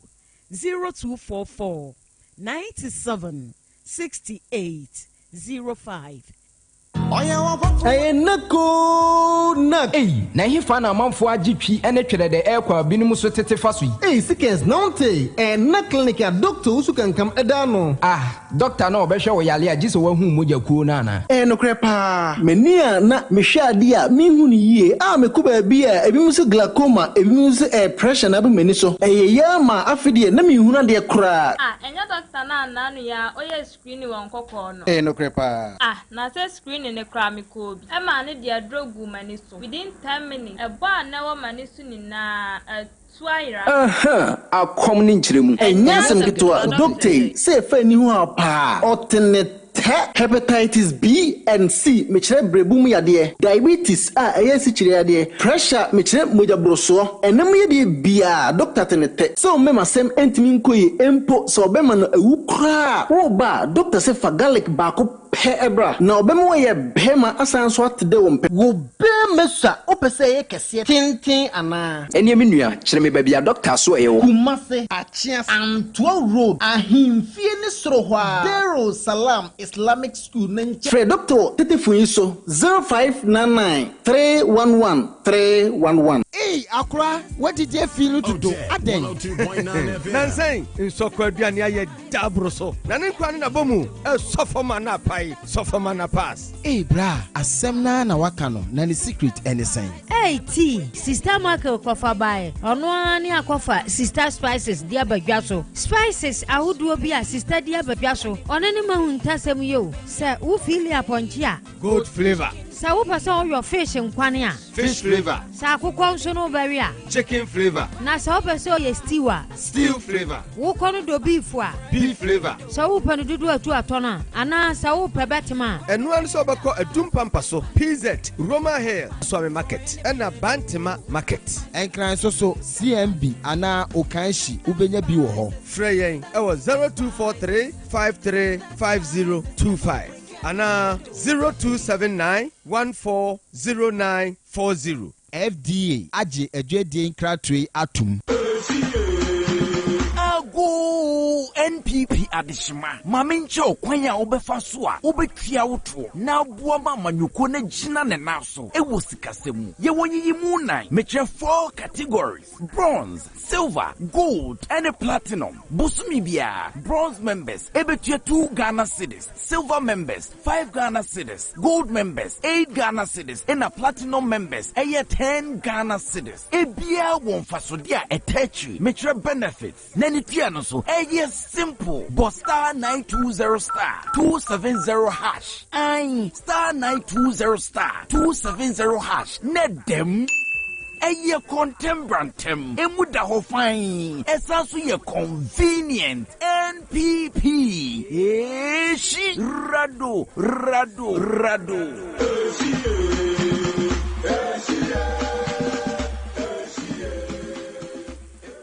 Kitima Heba Center. Yana yakofa pada wanwaso bi aba esa yalewa ebiti se chlamydia, syphilis, oba so yawo na ba wi ase pacho na se be bonka be ma bi won so a be pacho ono yawo no ba wi ase no ne be ma yeketua bi obi so ho a ne de low sperm count obi won ne be ma no so bukura akojoto wo hania stroke, hepatitis B, cancer, stomach ulcer, obi de kidney, obi de ye nakuma be pacho obi so ho no ne chirika se ye ne ya obi ho no ma pa wo yale bi se fibroid esi no kwai yare bia me fin se wante se mabodin bia no me pa chawo ni nyina ye Kitima Heba Center oba e betima Kitima Heba Center ye adwuma eda adwada akopem memen so hwehwe ye na obehu ye ewo Accra anase Kumase Abuya Kwase pass ofre ye number na 0246 91 47 17 Accra number no so ye 0541 23 8942.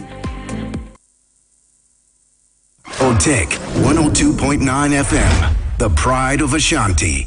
Otec 102.9 Yakoya Yasamba. Lawyer. Yes, sir. Memakwaba. Ya minu ana hote saying. Adom ni nti ho ye na nzo e. Nyame so na okron. Etin kwa mi de. Ne beka ni say no nyam kese ado ndi kabia. E ka twedi am officer de waye no. E bro adwene nti ase so. That's right. Hu ne hu wache. Minu ame ho say when we say drum re bia. Ya na I was say oye din kakra. Na u steady endema. Na wo hwe baby a.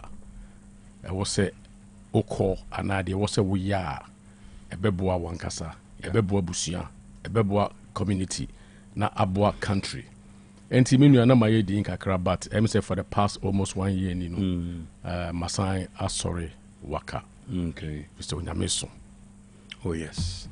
But still practicing law. Yes, still practicing law. Oh okay. And writing books. Oh I see. Yes. Meaning book. Oh, I have written a book I referred to The Builder in Chief. The Builder in Chief Ken Ohene Ejapon. Lawyer Muda. Yeah, he is the Builder in Chief. So you wrote this book? I wrote this book, so close to 500 pages, man. Anyway, share. Wow. Now, if we ask that what me trade who books. So me kase me focus on can make over 2,000. Builder in Chief. The Builder in Chief. Ken Ohene Ejapon. Yes. Written by Kweku Amodate. Yes, sir. 500 pages. Yes, it's 480. Or the one is 482. 82 pages.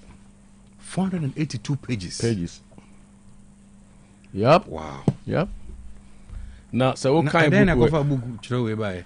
Oh, say when you said Ghana had since independence, there be a first republic. Yes, the commander in chief. Second republic, yes, the commander in chief. Third republic, yeah, commander in chief, sir. Commander. And the cost circles. There be a qua near one trade there near Bedru Babia. Ye drew. Have in a Ghana, yes, sorry, near co IMF, yes, sorry. Now no man can beat me a yen with Krumhano. Now ye import from Amanone. Now for your trade balance, then be a deficit. And Tim Renason said we don't need a commander in chief anymore to take us in circles. But we need someone our vision of transformation obetimia build. Such a person, when you say builder or be developer, such a person to build no or take Ghana ase or take your resources ase or name all the 16 regions resources that any almost strength. Now be sure say I deal with na meyama this particular region giving the resources na no nearby add value. Where nation be anywhere sorry there be no more export to raw material, the gorgeous big economy.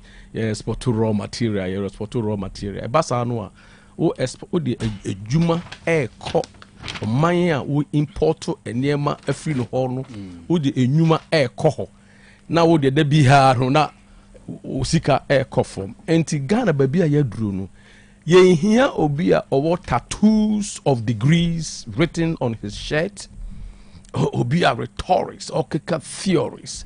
Now, when it comes to practicality, turning the theory into reality, untimi enye.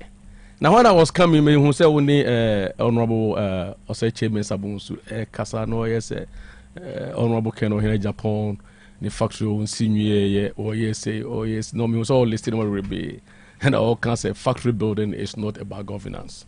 Now, what kind of economy was him? I just want to say something small. Economy best sorry. One can say it's not about governance. Yeah, it's not about factory building. That's why you say it's not about factory building. It's about governance.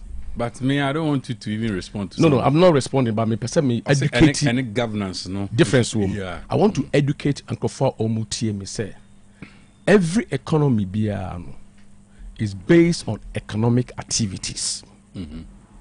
So what you must know. Economic activities, no. And the man who say economy no running and I say running.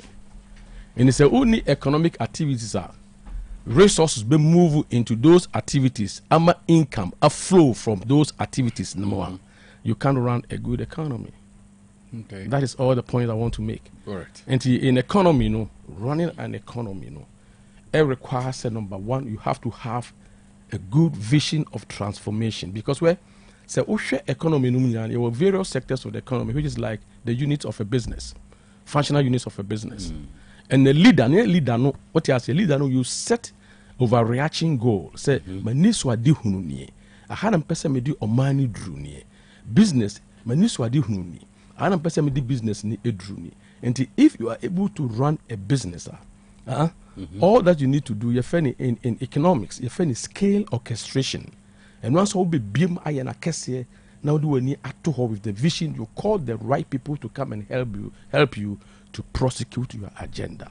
Into mami fasa akonya so na menche tie for ni ahwefo nyina na ye na nyame asese ne so yetinkwam.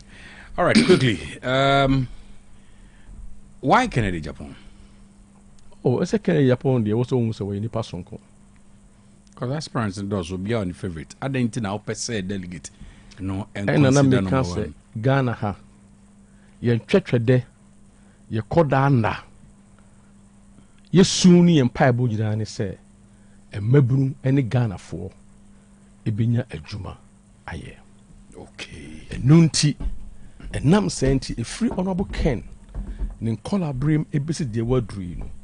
E da bia oye bibia e bo nipa ma nipa timi soro gina ne naso. E yadwuma. Nti na ni so de hunu hwe menu aye call round so se hwe ofa tomatoes no wa kire ade a ye de beye. Okwa komadan afrancho ha. Yes, you do tomato eba na gu hoyo. Na asay na pro the post harvest losses no kra no menu a edutwem.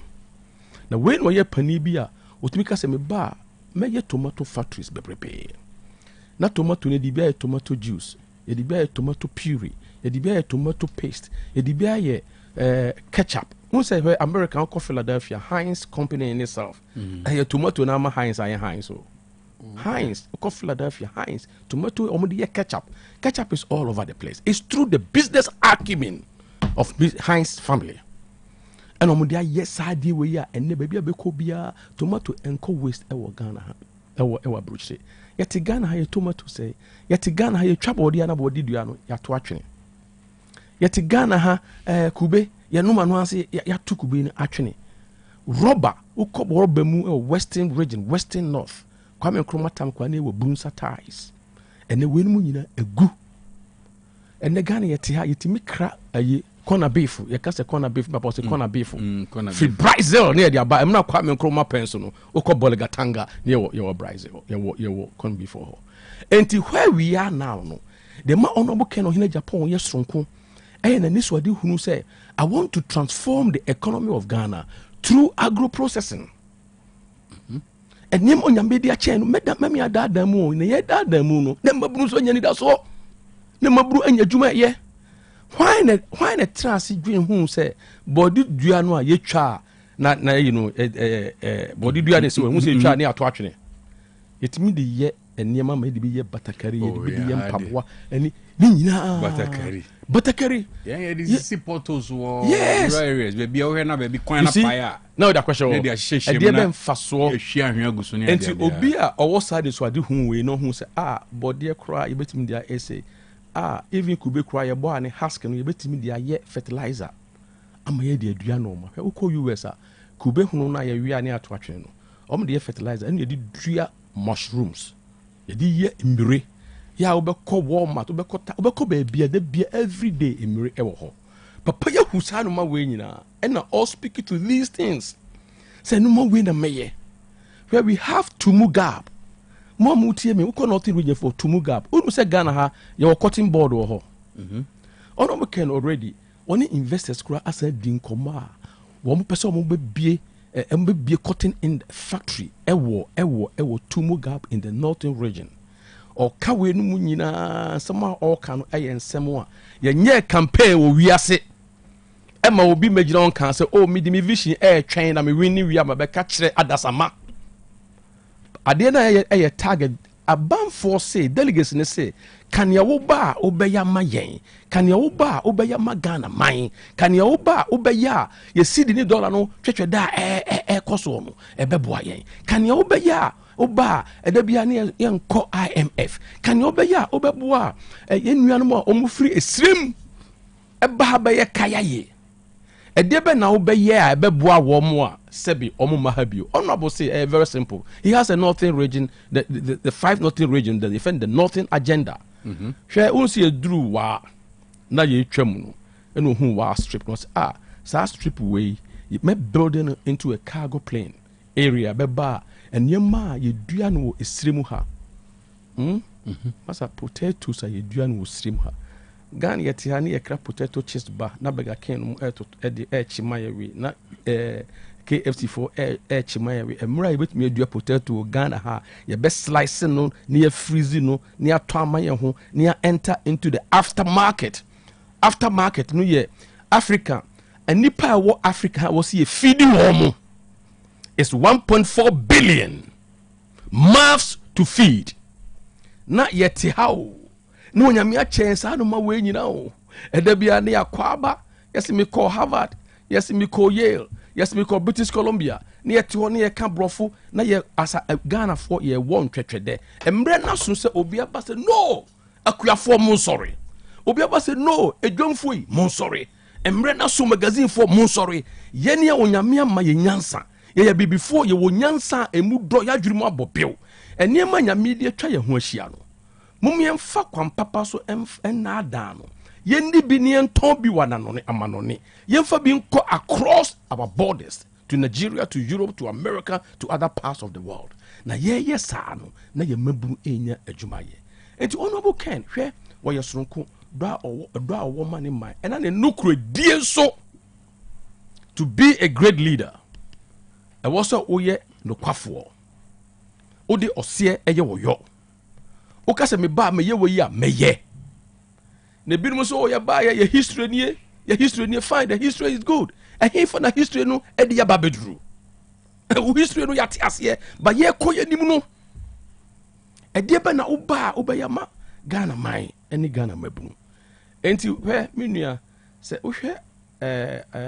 saa tɔɔyi a honorable call all the 276 constituencies in mu a ɔka deɛ ɔbɛyɛ a na wafa na ɔde akyerɛ show and tell was me ba coconut no yɛde bɛ fertilizer ɔsi fertilizer ne ebi ne sɛ mo sɛ me bo a ɔba esi coconut no yɛbɛnya sugar free mu ɔsi sugar no mu nye na mo hwɛ mo bɛka hwɛ no ma bɛka hwɛ ne yɛyi video akyerɛ ɔkwan ɛfa so a ɔba a ɔbɛyɛ no nti me nua ɛno ne ma no yɛ so nko ɔma maka nyinaa obi pa ɔmmra bɔnten fine ɔma kyerɛ deɛ ɔba ɔbɛyɛ de pɔten ɛnyɛ sɛ bia wɔyɛ ayɛ sei ɛnyɛ sɛ bia wɔyɛ ayɛ sei ɛnyɛ sɛ bia wɔyɛ wei ɛnyɛ sɛ bia wɔyɛ wei de yɛka nyinaa yɛ very simple ɛne sɛ baabi a Ghana aduru no yɛabrɛ Ghana brɛ ɛwɔ sɛ yɛsesam na yɛpɛ obi a ɔbɛbuild ɔbɛdevelop obi a ɔyɛ selfless yɛ a ɔte adwomfo ase hwɛ wohu sɛ ɔno ɔbokɛn mɛde bi bɛtena ha meka kyerɛ mu sɛ ɔno no ɔtɔn nneɛma wɔ kwan ho pɛnwo enti ɔte dwomfo ase o ɛno nti na ta magya tɔɔ mu wɔ PZ area hɔ no wohu ahopɔpɔ a wode firi America baayɛ ɔdɔ a ɔbɛhyɛ ma adwomfoɔ ta magya deɛ maame tɔn ne ma wɔ dwom yɛ move wɔ mo ba babia ne yɛtu pɔnkɔ to America cultural center race course hɔ na esum duru wɔ mo no people are talking about governance and whatever a leader ɛyɛ obi a sɛbi sasɛm to nipa ɔwɔ atenka na ɔma nipa hope ɛni da soɔ ɔno bɔ to America baayɛ ɔsɛ esuma wɔ yi ɛnyɛ ɔtɔn kɛnea over 100 pieces of lights ɔbɛma hɔ yɛ hyerɛn yɛ maame no mani agye ɛnɛ ɔkɔ soamea na wotwa mu wɔ zoo na woduru yɛfrɛ ne sɛ race course hɔ a ɛhɔ de hyerɛn. This is what we talk about leadership and governance adeɛ a yɛka ho asɛm no nti sɛ woyɛ leader na wowɔ country mu na wode deɛ wodwene ho ne sɛ me myself and I menim abusua Ghana yɛbɛwɔ ntwɛtwɛda kyɛ Ghanafoɔ si wɔ mo abrɛ ɛhefa na yɛbɛto aba country bɛn mu na yɛbɛto aba na in the history of our country Ghana our motherland yɛ Ghanafoɔ a wɔn nyɛ delegates yɛkɔ round 276 constituencies na edwomfoɔ magazinefoɔ maamefoɔ teacherfoɔ nurses even police for say Monfa Honorable Ken Ohine Japan, we need him because he's the builder in chief. We need him. Omunye delegates. Obia dini suni na rewo ekugu delegates so. Na delegates omwatio. Masa nada na doso. Masa ensema nkrofo kan adoso. Are risk contemporary no adoso. Ghana for say ye pe obia sɛ bi ɔte yasɛm ase obi a ɔte yesu ase baabi a yɛduru akatu na bro na yɛato aba ɛnyɛ fɛ ne yɛbɛhwɛ yɛkyi ɛka sɛ na wei na yɛ wei na ma yɛ lusu yɛ ɛna wei na yɛ sɛ ma yɛbɛ lusu yɛ ka kyerɛ yɛn deɛ mo baa mo bɛyɛ ka kyerɛ yɛn wasɛm ne sɛn enti yɛn may go over anything adesrɛdeɛ ne yɛkyerɛ delegate sɛ ghanafoɔ se ɔma wɔn twɛtwɛ dakyɛ ghanafoɔ se wɔyaba na wɔkɔ moma yɛntrae obi a sɛbe onim nsɛnɛ adwuma yɛ yɛntra obi a sɛbi wafa nipa adwuma pɛn yɛmfa sɛbi obi a na so ohu wɛ yɛka yɛwɔ sɛ MPs bi ɛwɔ Ghana me boa yɛwɔ MPs bi enti obi AC steel factory ha ɛwɔ sɛ wo a woyɛ MP no kura wo kan ho asɛm a wodi anigye ɛka fi sɛ wo yɔnko MP o steel factory ama this country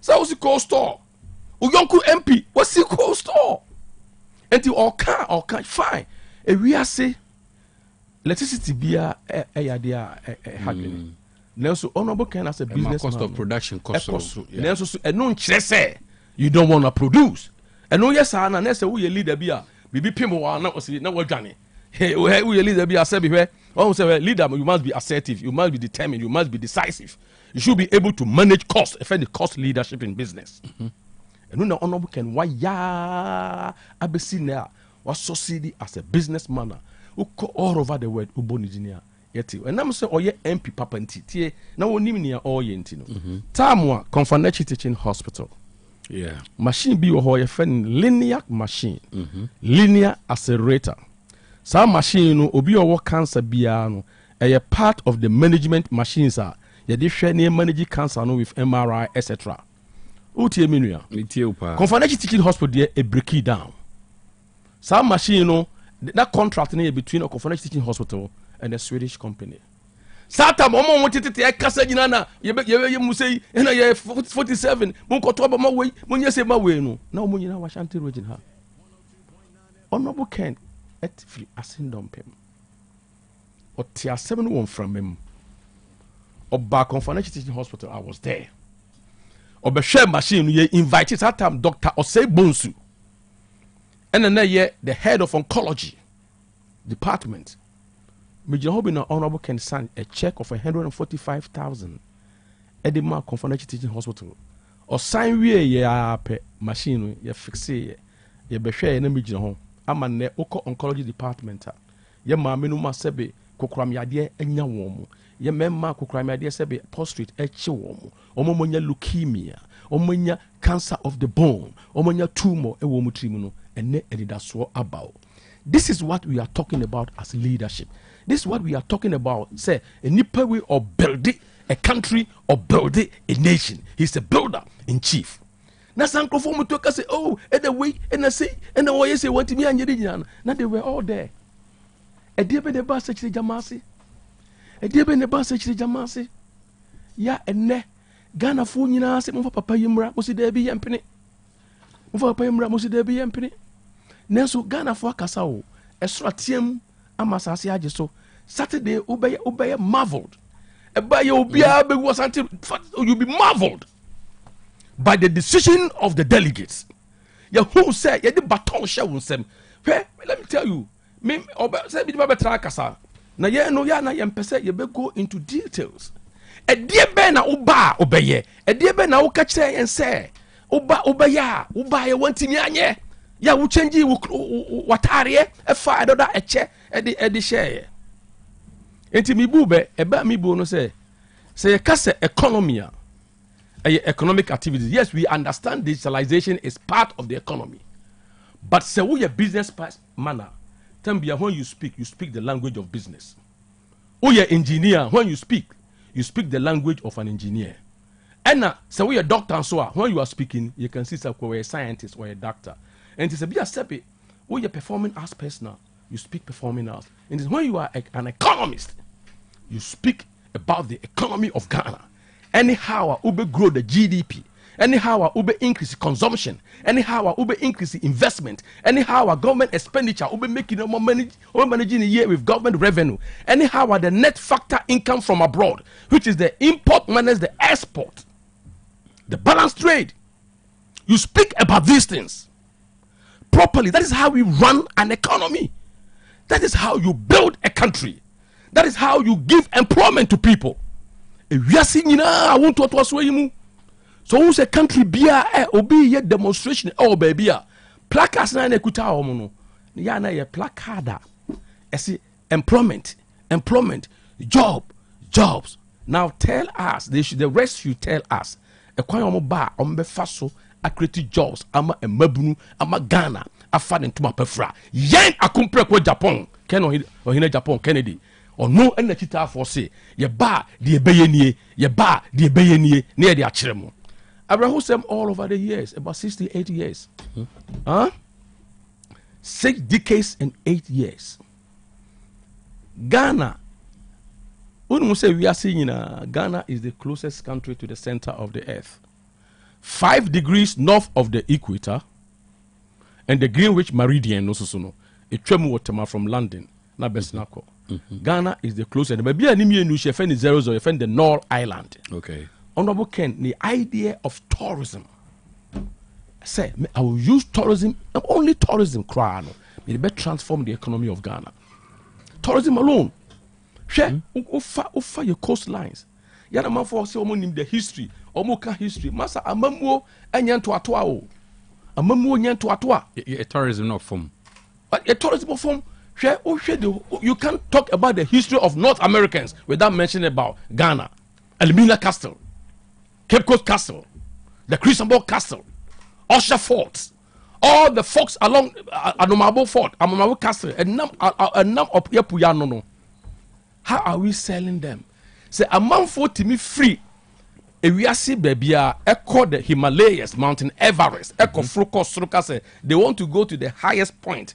If you have thousands and thousands of dollars to climb the mountain, what prevents tourists from coming to Ghana? Say we want to sit in a yacht, we want to sit in a boat. You have called the North Island, which is the meeting point of the Greenwich Meridian and that of the equator. We Honorable Ken will discover this is part of how to build an economy. The revenue.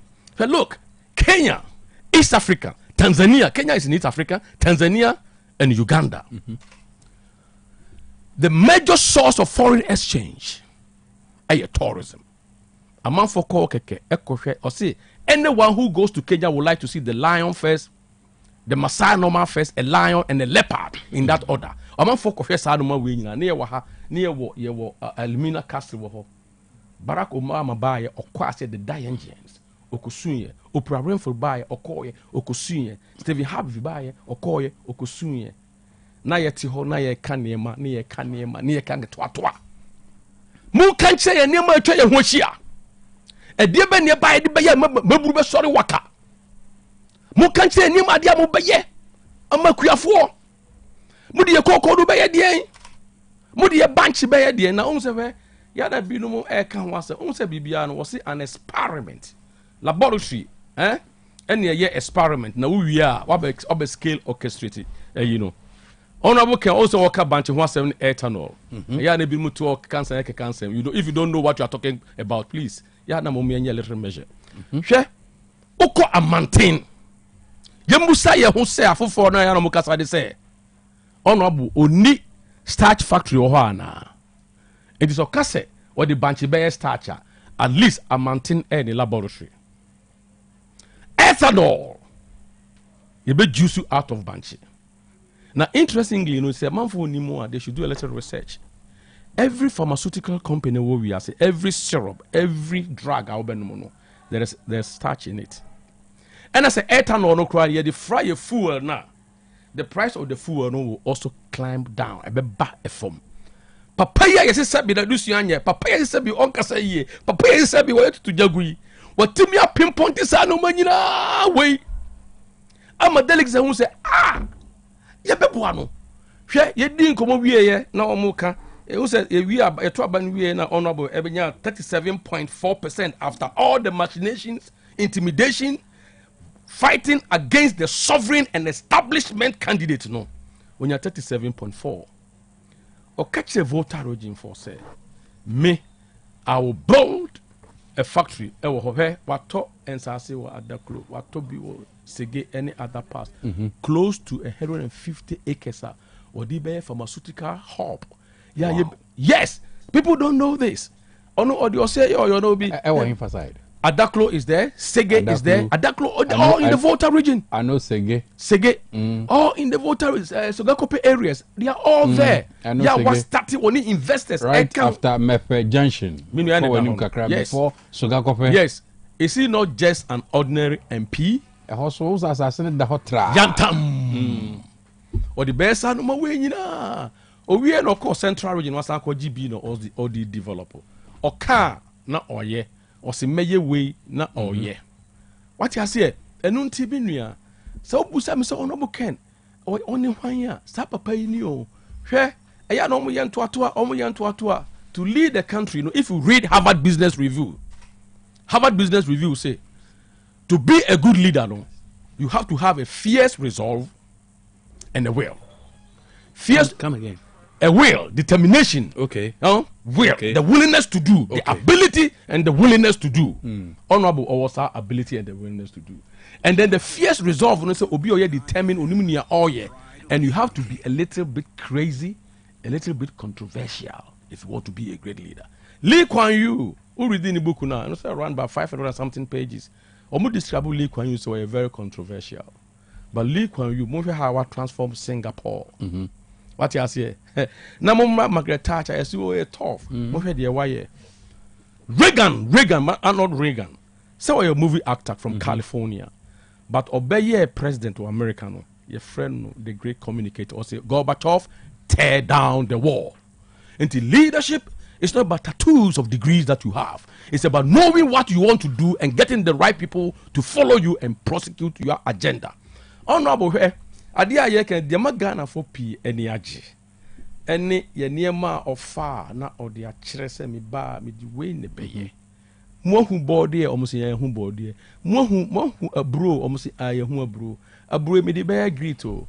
A bro mi di beye ethanol. A bro mi di beye we yo. Aburo be you no or the chire empany for me your call northern region now ye fi hwaba no na uhwe enige e wo mu all the 16 regions the acceptability honorable Ken ye mboni di nchira kola enim no enam ne nyuma pa hwe covid bae ya da bi no gbegbe COVID by na Ghana for ma over 2,000 million man. You offer for 2,000. Leadership is about abadaye. Leadership is about patriotism. Leadership is about honesty. Leadership is about the discipline of mind. Honorable, organize $400,000. Say yankofa a man in free Middle East.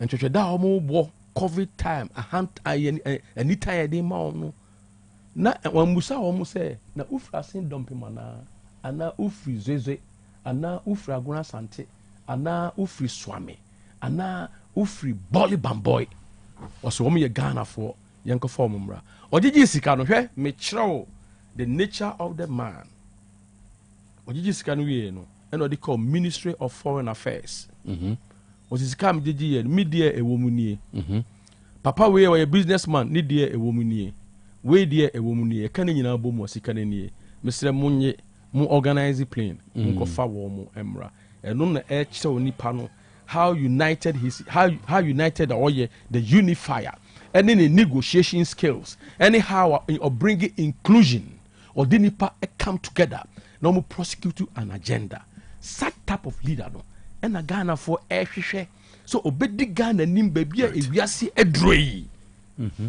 what I say obepega Ghana dambe journey the League of Nations are almost developing hwe minua there is nowhere in Ghana obedi anka obeto atwene a enye emfifi na yete ana ye kra tomato juice from Middle East ebi free India ne ebi free South Africa juices ba ukoye store mo a bibia empo toothpick edi yesim ye free baby eneba Ghana ya bro Ghana ya nyini enti adwom to no adoso ntoatoa no adɔɔso mekyerɛkyerɛ mu adɔɔso meka borɔfo akɛseɛ adɔɔso mekeka mekyerɛkyerɛ mu na wɔyɛ sɛ ɛna yɛyɛ report to be say ɛna this is not what we need at this time.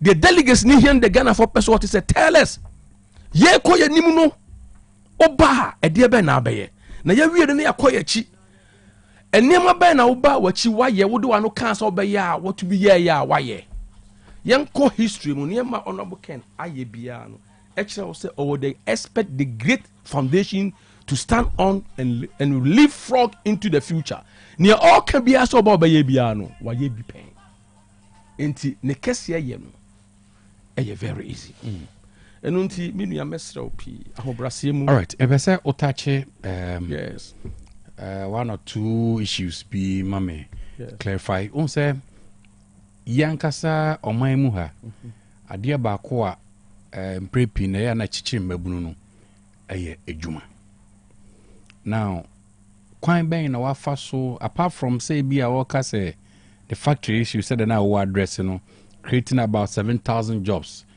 initially na honorable kra no no kra kyerɛ sɛ ɔno kɔ ɛbɛfa more than that yes but apart from the factory no a yɛka asɛm no in governance kwan bɛn na wɔpɛ so anaa why na adwo sɛ ɔbɛfa so at large na ɔde satisfy mmabunu no as far as job creation is concerned. Oh, menua. The most important and medical catch sure. Because on say about job creation, all we hear is about the factory, but on say all the time no. Metie no kakra. Yes. Metie wo no so I say you link job creation into agriculture. Tourism, for example. So if you open up the tourism industry, the hospitality industry, you know, your hotels, mobile driver taxis. One sector, the job creation, tourism. Oh, the hotels, beda. Number one, omufra brochire eba Ghana ha. So for most pine eba, the hard currency neighbor. Yeah. Into the infusion of the dollar into our economy of Ghana no so no. Ebe brighten up. Okay. And the taxi drivers benya juma. Uber drivers benya ajuma ye. Omo nwenwani because e wokɔ art center kra no a hwemrofo no nam hɔ a obi besem di dɔkono obi besem yese or to kente enti kente na art center no e be friend multiply effect e be trickle down to bonwere because it's going to be high demand e be ko bonwere and I also want say or see or be build 5-star or 6-star hotels in the middle of the sea which is doable in the middle of the sea yeah boats e be free Oponano na akɔ the North Island where the 00 no ɛwɔ no wɔn mo di boat ɛkɔ hɔ no hwɛ ne ɛbɛto wɔn mo boat mu a yɛnua Ghana nuanem ɛde feed wɔn yɛtɔ Ghana ni artifacts ɛde feed wɔn ne nyinaa this industry no in the same way Kenya it depending on tourism enipa di wɔn ani kɛkɛ ɛkɔ hwɛ moa no ɛyɛ one of the leading foreign exchange earner ɛma Kenya no the same thing. And about Ghana. Now, Ken or say you cannot go to Kenya and leave Kenya without coming to the west, to the center of the earth. And there's going to be a tourism collaboration between East Africa. So when you go to the east, you have to come to the west, the center of the earth, and see what we got. And now dream when I look, also say a free car swap, or all the way from Winneba to our center, or maybe the boats at sea Anoa. Ebe fa nipa afri Winneba emra yem fa lor kwan so ye nam opuya no saa ene aba o easy traffic na ho no eno so say ekreti adwuma ema emabunu now say northern region or build factories are ebe juices ebe export tomatoes the tama fruits and the can ho maize and millet e wo ho baobab tree dey can nya so build wo ha that kaya ye for no ba beso so pampan wo ma pampa mu a ye si dan mo Madina say mukoje mukoso pampa mu wi a mu medwa na ma beda that means you are institutionalizing the kaya ye onobo can say me yi sa no ma we nyina free ho na the question me person me busa also ni say Ghana for two kwan free Ghana kwamono ne adintra omukopa djuma ukọ djuma ukọ honso so a unya djuma ekwa ho e factory na akoya djuma so akoya djuma e wo fomu a uti tomatoes any cherries any apples yeah the co factory could juice warm together ni bia oyedmo tu oko factory A no ko R&B over R&B no ko Sheraton hotel ne bitu taxi no me say without a job, without factories, without industrialization, this country can never move on. Eti honorable Ken niema na work and we tourism kra eto every ho any dey kan here ya menu say ye ma menu a we call amantin say ya honorable Ken or sample banchi efo ho and was organize ye ma menu into agro schemes or more loans na actual agronomic practices are womu do omo banchi na normal they are not honorable, so there's ready market for them. And now Mantina, they're coming from Mantina is lifting.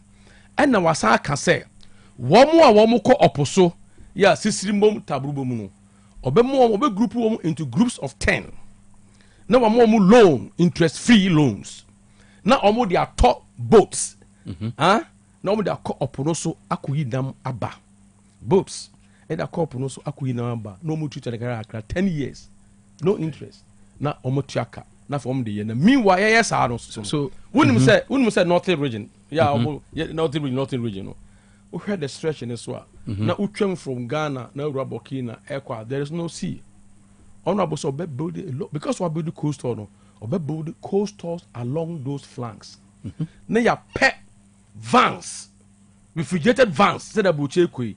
Now everything is linked. You find the market linkages. Omo call Poroso bar. He says you import to a nam sardine from Morocco.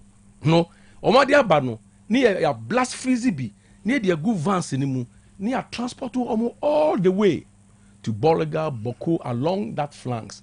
Send a beya Omo Burkina, any other pass na or put any honor almost a here fish no. Then we sell to them. When we na a job creation activities. When we na a Ghana benya revenue, when we na Ghana will never go back to IMF. But rather, all right, they will devolve from within. That aspect of tourism now yes. Yes. Now I'm tempted to ask, say part of the sea, no, Ghana there. Who said, oh, great. When you said the law of the sea, a free Ghana, baby, where would you know assassin so? Echo all the way the 12 nautical miles, the territorial waters. It's our territorial water. Yeah, no, so be a cry bemua, or give permission to enter our territorial waters. Yeah, the amount chance. As I from our economic zone. What you say, Nina or Honina will control you. There's law a guiding Nina.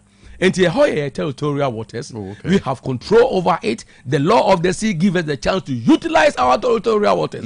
Unless, of course, we want a free passage. And you will call and we will give you the permission. All right. And the honorable yes, I know my way. Yana man focus. Se papa no ba researcher why ye. Efa o mine ho.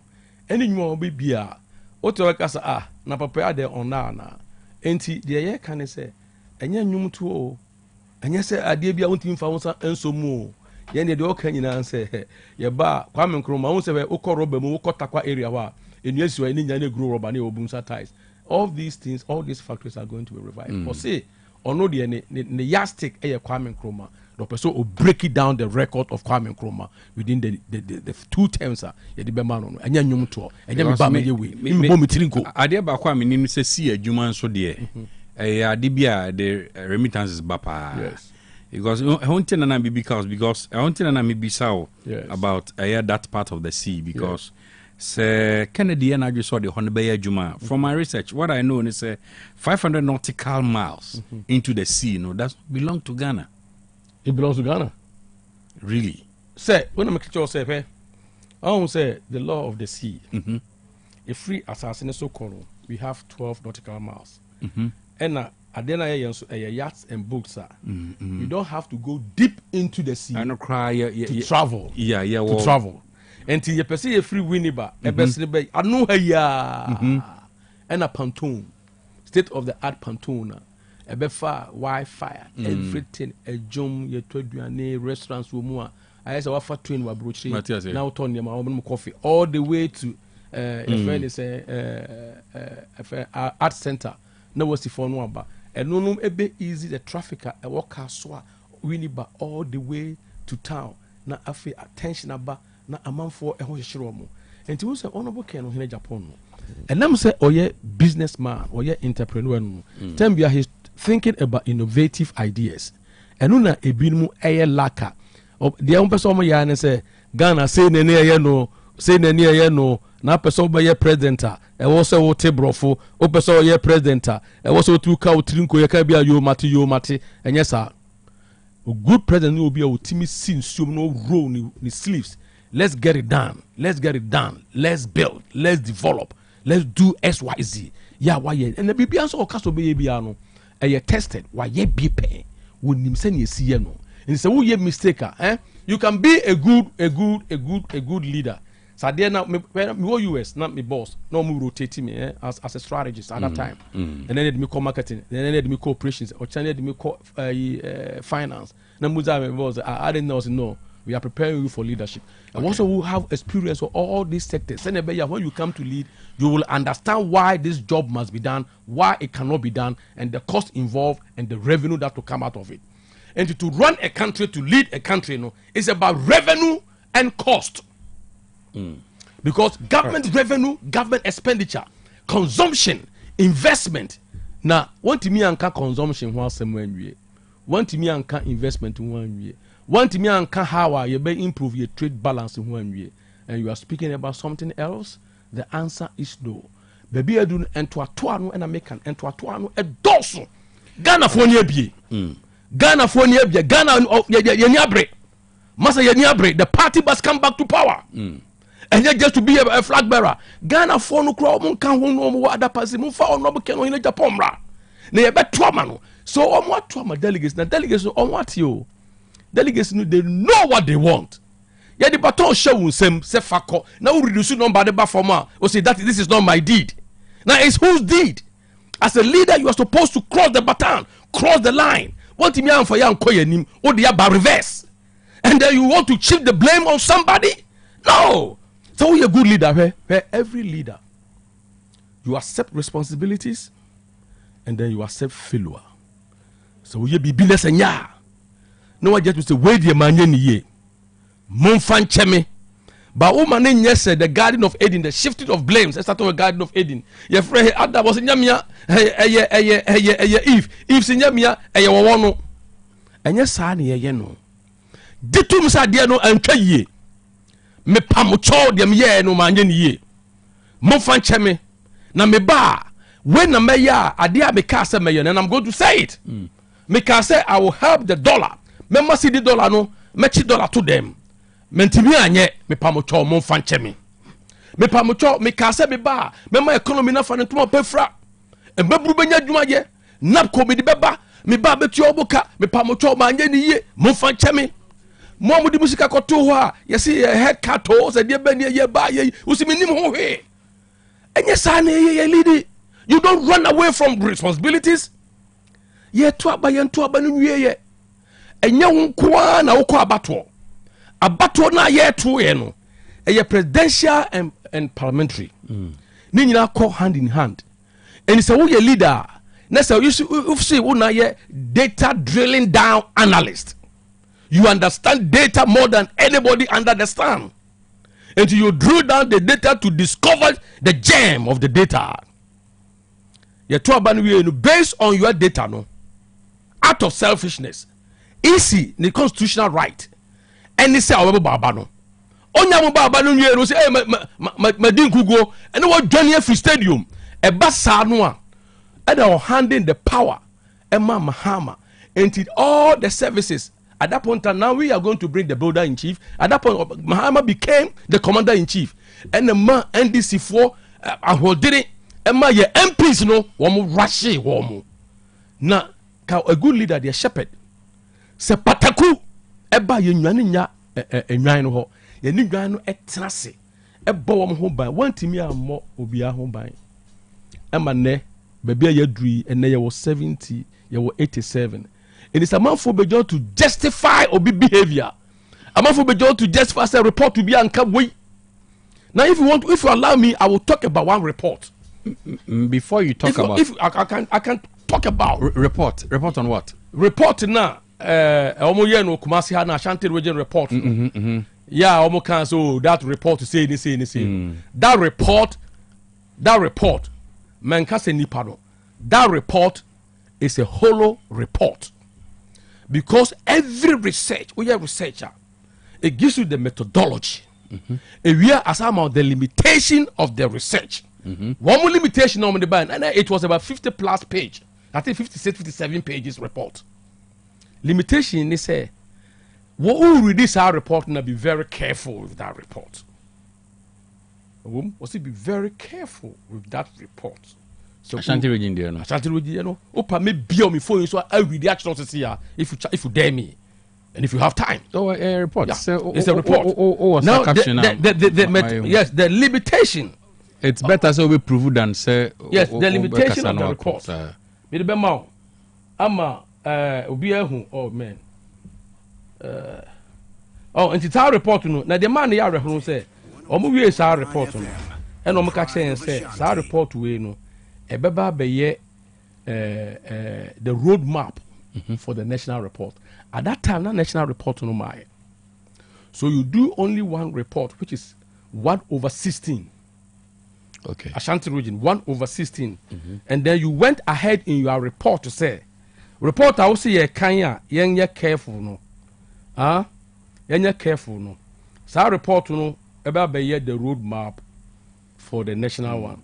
And so the limitation of the study, or see the main findings of this study relies on the analysis of survey data. As a result, the sources of this research is to a very large extent was dependent on respondents' openness and willingness to participate. Hence, some limitations faced in the study included interpreting the survey questionnaire.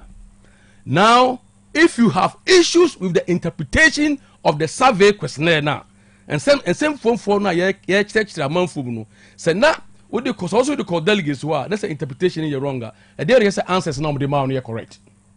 If integrate moon and cheya, let's say nipa da ubusa na sem one tia sem nasia, a better one the right answer. And understanding the questionnaire no will determine whether or not the answer near the amount are right or wrong. Now, Obaha.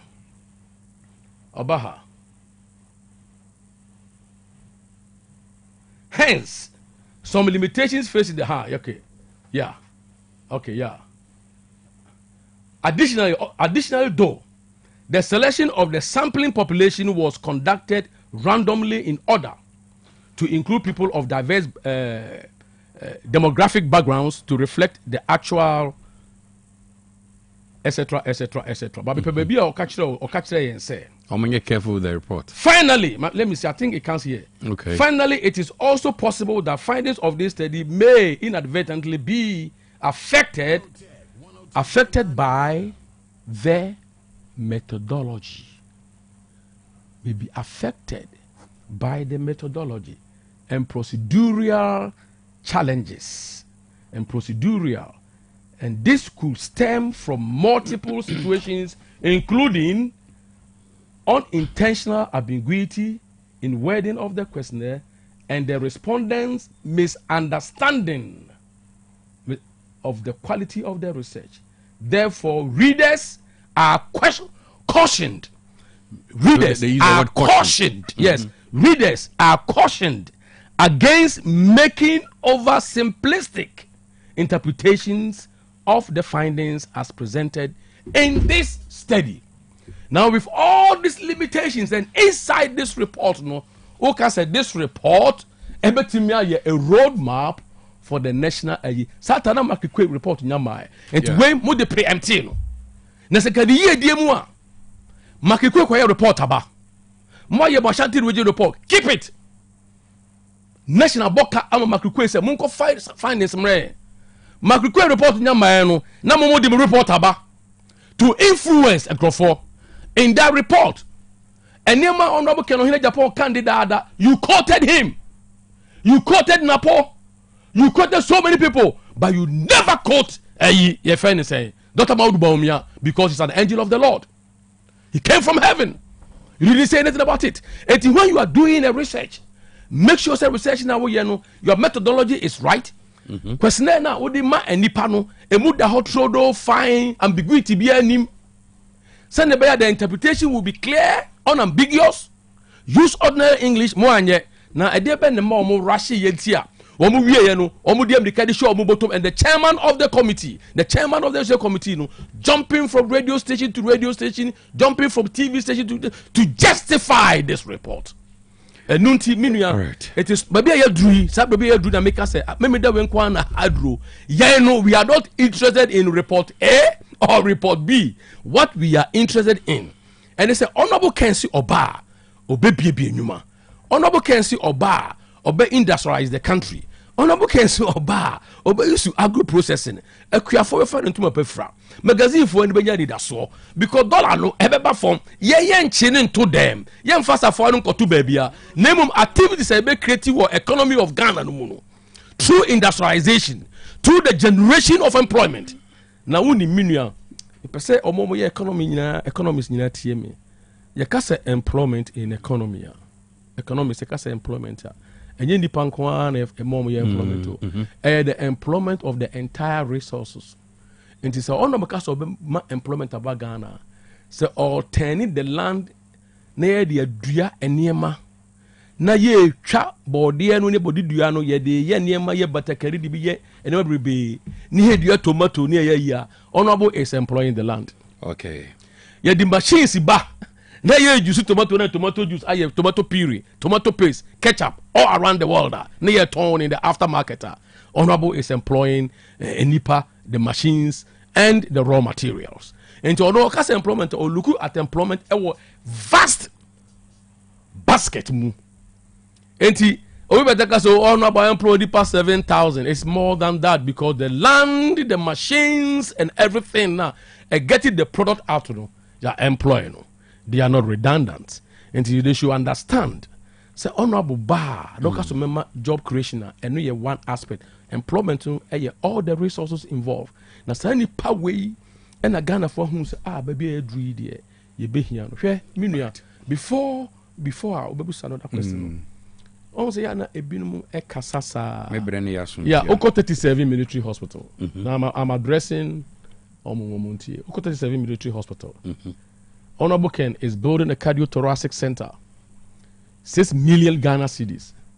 Amount for currently or Sati Yache Oguso. As of the MPP time, I think. Yes, now no significant improvement. When we said that no MRI machine what was on the state of the MRI machine what is what did $3 million is your air chain for the completion of the building. When we said doctors no 37 also amanoni ecosia to improve almost skills no specializing in hono what your tuition we abomako learn abba waiting the completion of this. Now you can't pass it someone. Now can mobile money interoperability MRI machine already. Doctor 37 7 of them you don't go India bomako train na we or pay it's close to $100,000. Nipa ba ku bia okay akwe train aba now say where interoperability okay mami oti kona isu mobile money na money sika so fanye table na money sika so fanye. Oh, enti masa enye ntoatoa o eye kan ye obetumi aye enti mo ba do mo be kase and a report say and oba wa ye we and e na wiem and we say yes say and we say yes enye no na Ghana for patie wo mo ma e wo twetwede omo ma enam abonten edwobufo ensu obu wo mo nananom enya enema nye omo nuanom awie school omo awie JSS nana dankwa kufado. I salute you this afternoon because wo me nya the human capital. Okay. There's a nation in building human capital. That man for STEM, science, engineering, technology, engineering, mathematics. Next no munya adwuma fanya. Sebe enye social vice na ekosrada. Enti honorable can say I will come and create, industrialize. Na mo sanu adwuma mo nya no. School na mo kwae no. Me siphon amorem. Ono no. O say it's not only about where omo university. O say na adwuma baye no. Sebe omo ye skilled and omo ye unskilled no. Okay. Skilled and unskilled labor no. Omo obe appoint one. Ekuafo say mbisa mo say yes. Say mo remfi omo de. Ekuafo. Eh minua. Na say ekuafo no. Say wudua banche. Na there's a ready market. Say nya banche nko ani dua na. Me betwen na say ye to. Wudua koko. Na wo koko no ye to. Na ye da mu. Ye di bi ye chocolate. Ye di bi ye friend say wine. na fe we price the price of cocoa e kosoro na se ye ba mu na aban ye nnwuma na ye biebie nnwuma na ye ya ofu say the demand for cocoa en kosoro ana se demand ne kosoro de se kuafo so asomdwu omo a honorable Ken or see di bi mami ni bi obeboa akuafo amomafa omonto mapafra se ono oye kuani akwafuo mu ewo asendompem wasoa babayanten ensansono ahye no wafa ahasuo mu ote akuafo su ase enti un say agro processing na ye ka ho asem say agro and agriculture na mebo sure. Enti when we say agro processing it affects our farmers, it affects everybody enunti ne ye ka nyina ne say Ghana baby a yadu no enye to ato time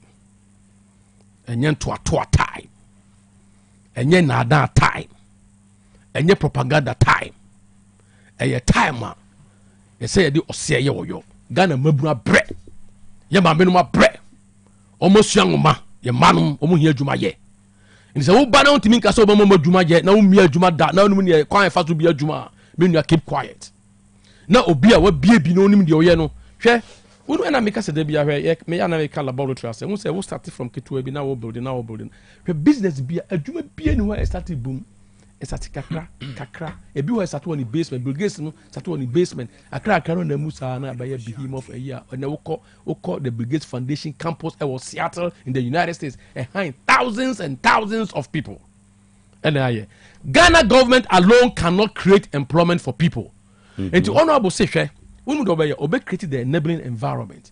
Other businessmen, other businesses.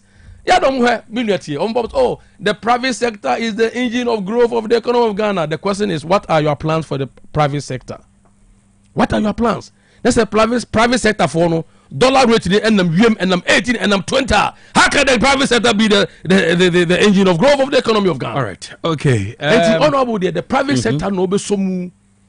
Na obia fa ntoma pafura na obia nya akwanya sekofo time na economy ni ye no utifie kwa ese bejiska kwa adwuma enu bi na esan aba no and it so enam kwa so ba change is on the way the delegates ni be kasa Saturday say Ghana fo nyina ho bedu no because the builder in chief honorable Ken Ohene Japan when am kwa so ba onwane nya delegates onwane nya MPs ye to aba no nya obegyina to make sure say MPP are winning enye obi asebe hey, more born you cross my free stadium.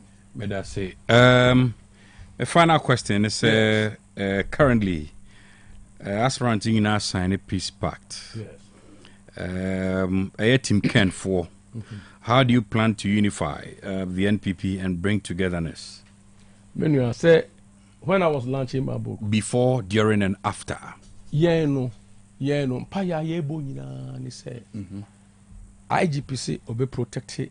Ballot no yenye patapa yenkotena baby enkase ye ko han macho men say we oni hantimintu min kan wasem ebinum say omoko fa macho men 50 e de aba polling station ho abaye oyene abaye ntoatoa omo voice no mabontene yen no ye voice bia amfa abontene yes and the peace pact no e friend say IGP e share yen kom say Oshayebo say the police for Marco 70 in the Beba each polling station. No more the inner circle, the middle circle, and the outer circle. No more omu ye ready, omu ye super macho.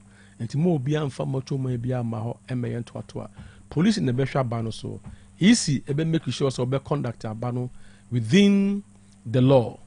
Ma easy bia no bia and collaborate. The yen say at the end of the day no.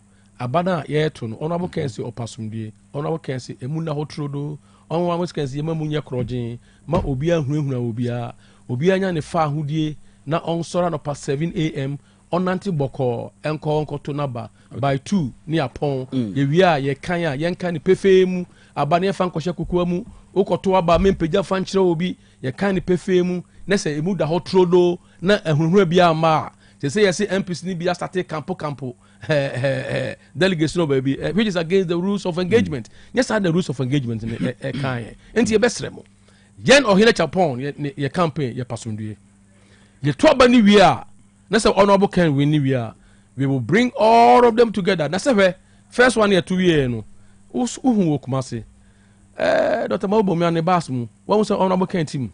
He's a true party person. Or Cotremu or Catri Yenina campaign, ma honorable Ken, Emma, Dr. Maubomi. Honorable Ken, win Saturday. Or we knew we are. Or Momudia Chedin in Ano, or Munina Yabeka Boom, party no Esso, but the Yempe, and the Yempe, or my campo Munina, we know it, Munyai, Ma Obia, and Confirma 2 man, and Ma a hot. Say say Bibia because the police are you ready to face them? The police are you ready? So Obama Asmudiaba. Honorable can stand for peace and unity of the party. Medase papa. Miss Medas. Lawyer Muda 10 out 10 in Kano. Kasama a year number 1. Oh yeah, honorable year number 1. And see I win every. Who's a people be at almost? Me oh, me delegate. And every papa be there better hana me be away can you but me ya was mean to minka ya try me ato bada wie ya to bada na dey na be catch Ghana for Sabre targeted talk to the delegates e dey be na ba obeye Ghana for so tie o se me di sie te wo bia o de be sie uni binti mate uni binti me da se papa na makase Saturday die tie bia ebe obi de ebe obi ya na minim de ebe ne de na minim de ebe ne ya ba de tie bia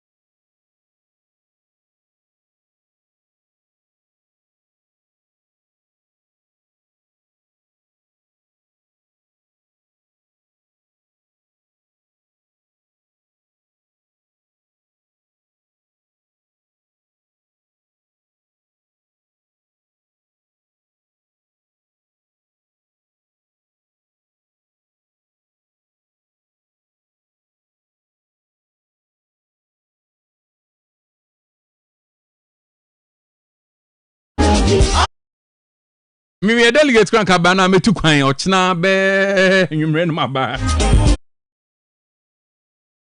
delegate bi ha o nyansi na adwene pi Jack Irese what aye gidigidi Kodua yes sir good evening Kodua hey papa o ta ta ye ma bon me se mama na papa hey you know what I say when the second can obvious all I want to say is that I want to pass so to what I the two years I better the nobody to get for so fast and from one year who got to about me I got to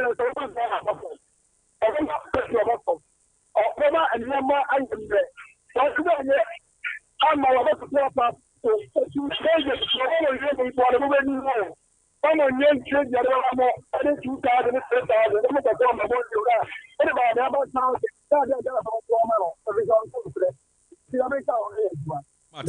Mate, me da se papa. Simon Congo. Me too. Why?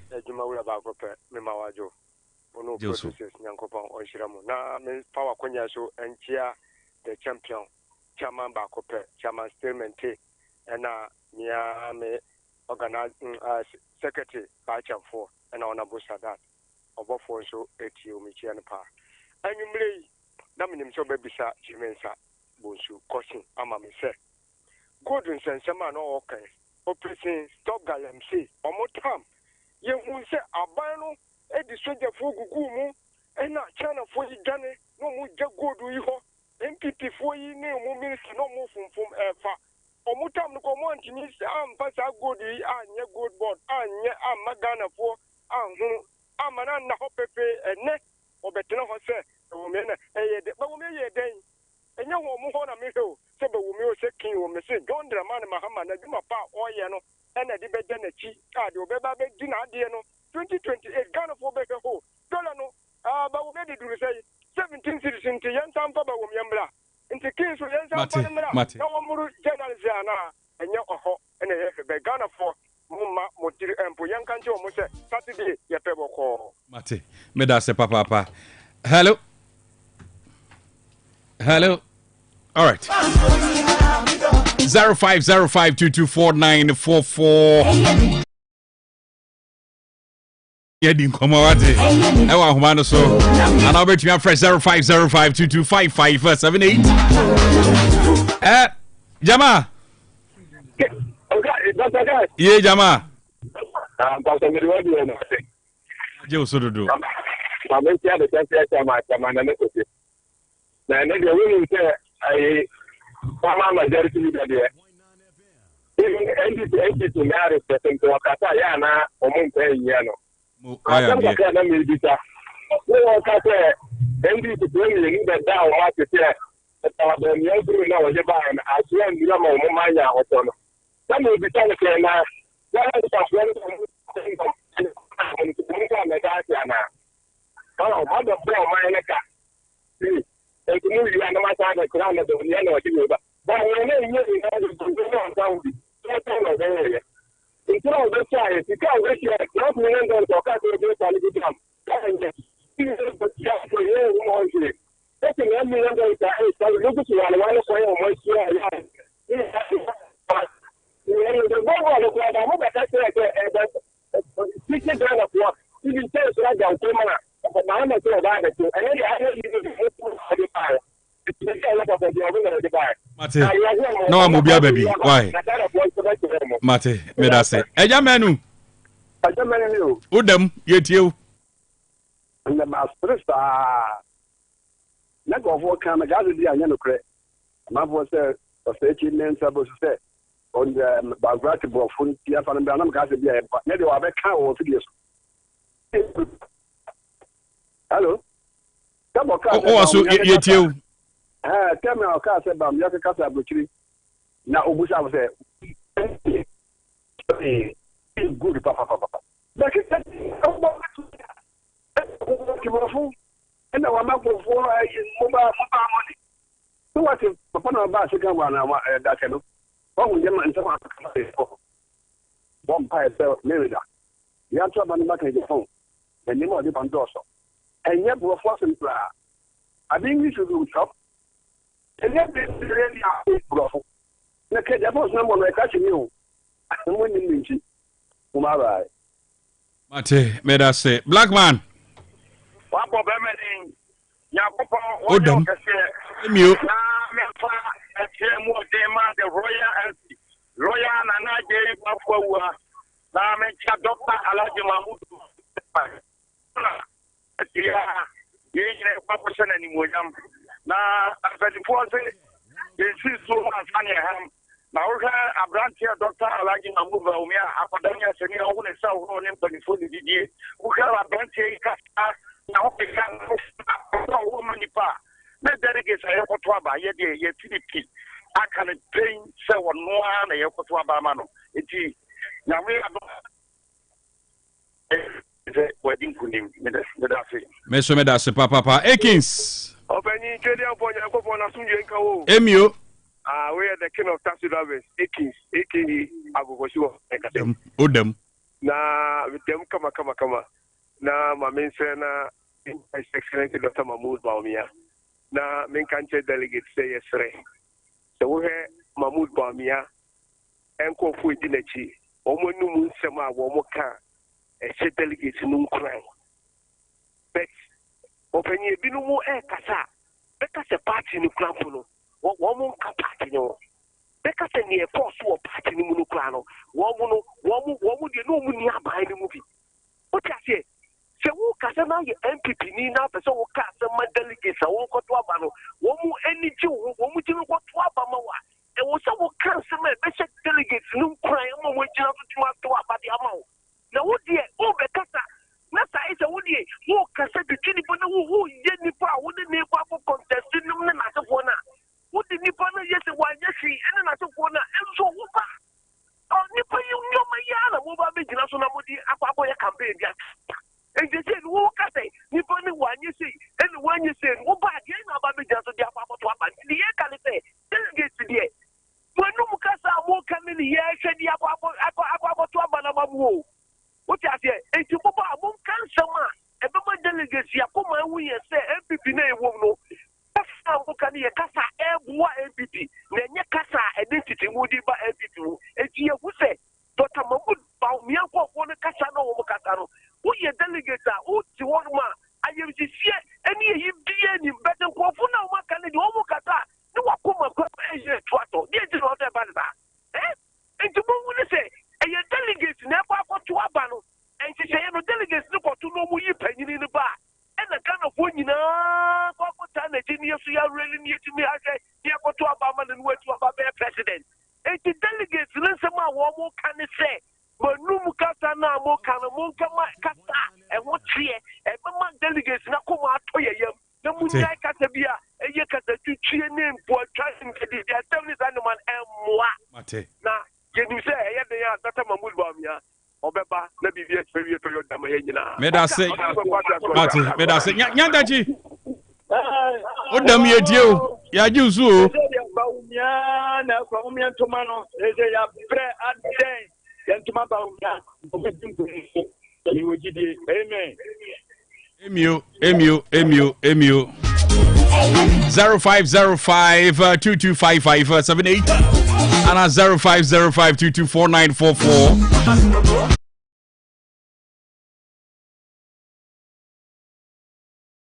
Fat birthday wish we Emma Mrs. Christiana Afayam and Wauda.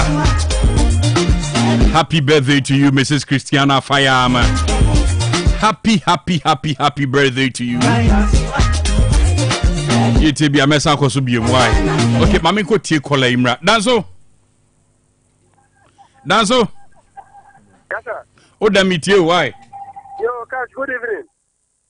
Good evening. I'm sending message. I'm sending message. I'm with you. I'm a customer. What about the Akawasam? Why? About where I have put a memo day. I said that you get yourself. We are more than no cotton abano. I'm not battery. Dr. Mahmoud Bamia. Now, Cash, I think I can make an answer. So, which means you're on my cafe. I hear Uncle Equia. Like it's all compared to a new type of food you use. Like it's all compared to that's not something to get out there. We are for a Jombia. And the eventual movement near the Bay starts in the Sunday. You have been for more than Packer Japan. I say, I can't say, who was so deep. Who was so you? And now about the ground, while the cafe. And if we are for the end, the eventual movement, they are in the amount. So, almost at almost carry a more delegate to know. Say, I did my day. I pay him. That you'll be a delegate to Munchen ye. No more to a mother of Tamawood, I'll know. Mate, Medase Papa. Something, Jina, you and yes, I account. Why? Oh, sorry. Good evening. Good evening. Good. The American said we are delicate to live here. Now, we just about where I got to. The endings in the Equator, and I say, perform my home. Send you Billy Casano. Over Christmas, some of the pattern going to go to change this. Again, I am no minister. There must have been kind of said, Joe Mama, His Excellency President of Mama, what you are called Asaba, and I did Dr. Baumia, which you are called Abba, the machine. Which you are Sababi. Mate, okay. So me that's Papa. Koi. What am I last caller? Why? That's it. Can't you know that? For now, from the soon talk. Now, the maker, Mr. Delegate, say, if you Baumia. Kwakudu today. Baby, why you wanna Kwakudu? Baby, why ya Kwakudu Abehona? Message delegates. There, Gina Yanko, near free go to no Konkoma, Dr. Mahmoud Bamia. Because it's a Bamian for workers a manana. The two that party, the heart and all. party na kuma owo but it dey candidate na do the work at na work and sama what can you sama oya yemsisi eti one man no wa kuma lutu eti wa no wa kuma no lutu do intimate the year Canada yesre nkofukuru Canada ne nkofu wenu kasa ne nyanya eti wo bra no wa kuma kwa ne yoya intimate delegate ye nkoto aba ne maba umia ne nkofu na bibia ntumi pe yo me nyina me so me da se papa why Yamishrao pa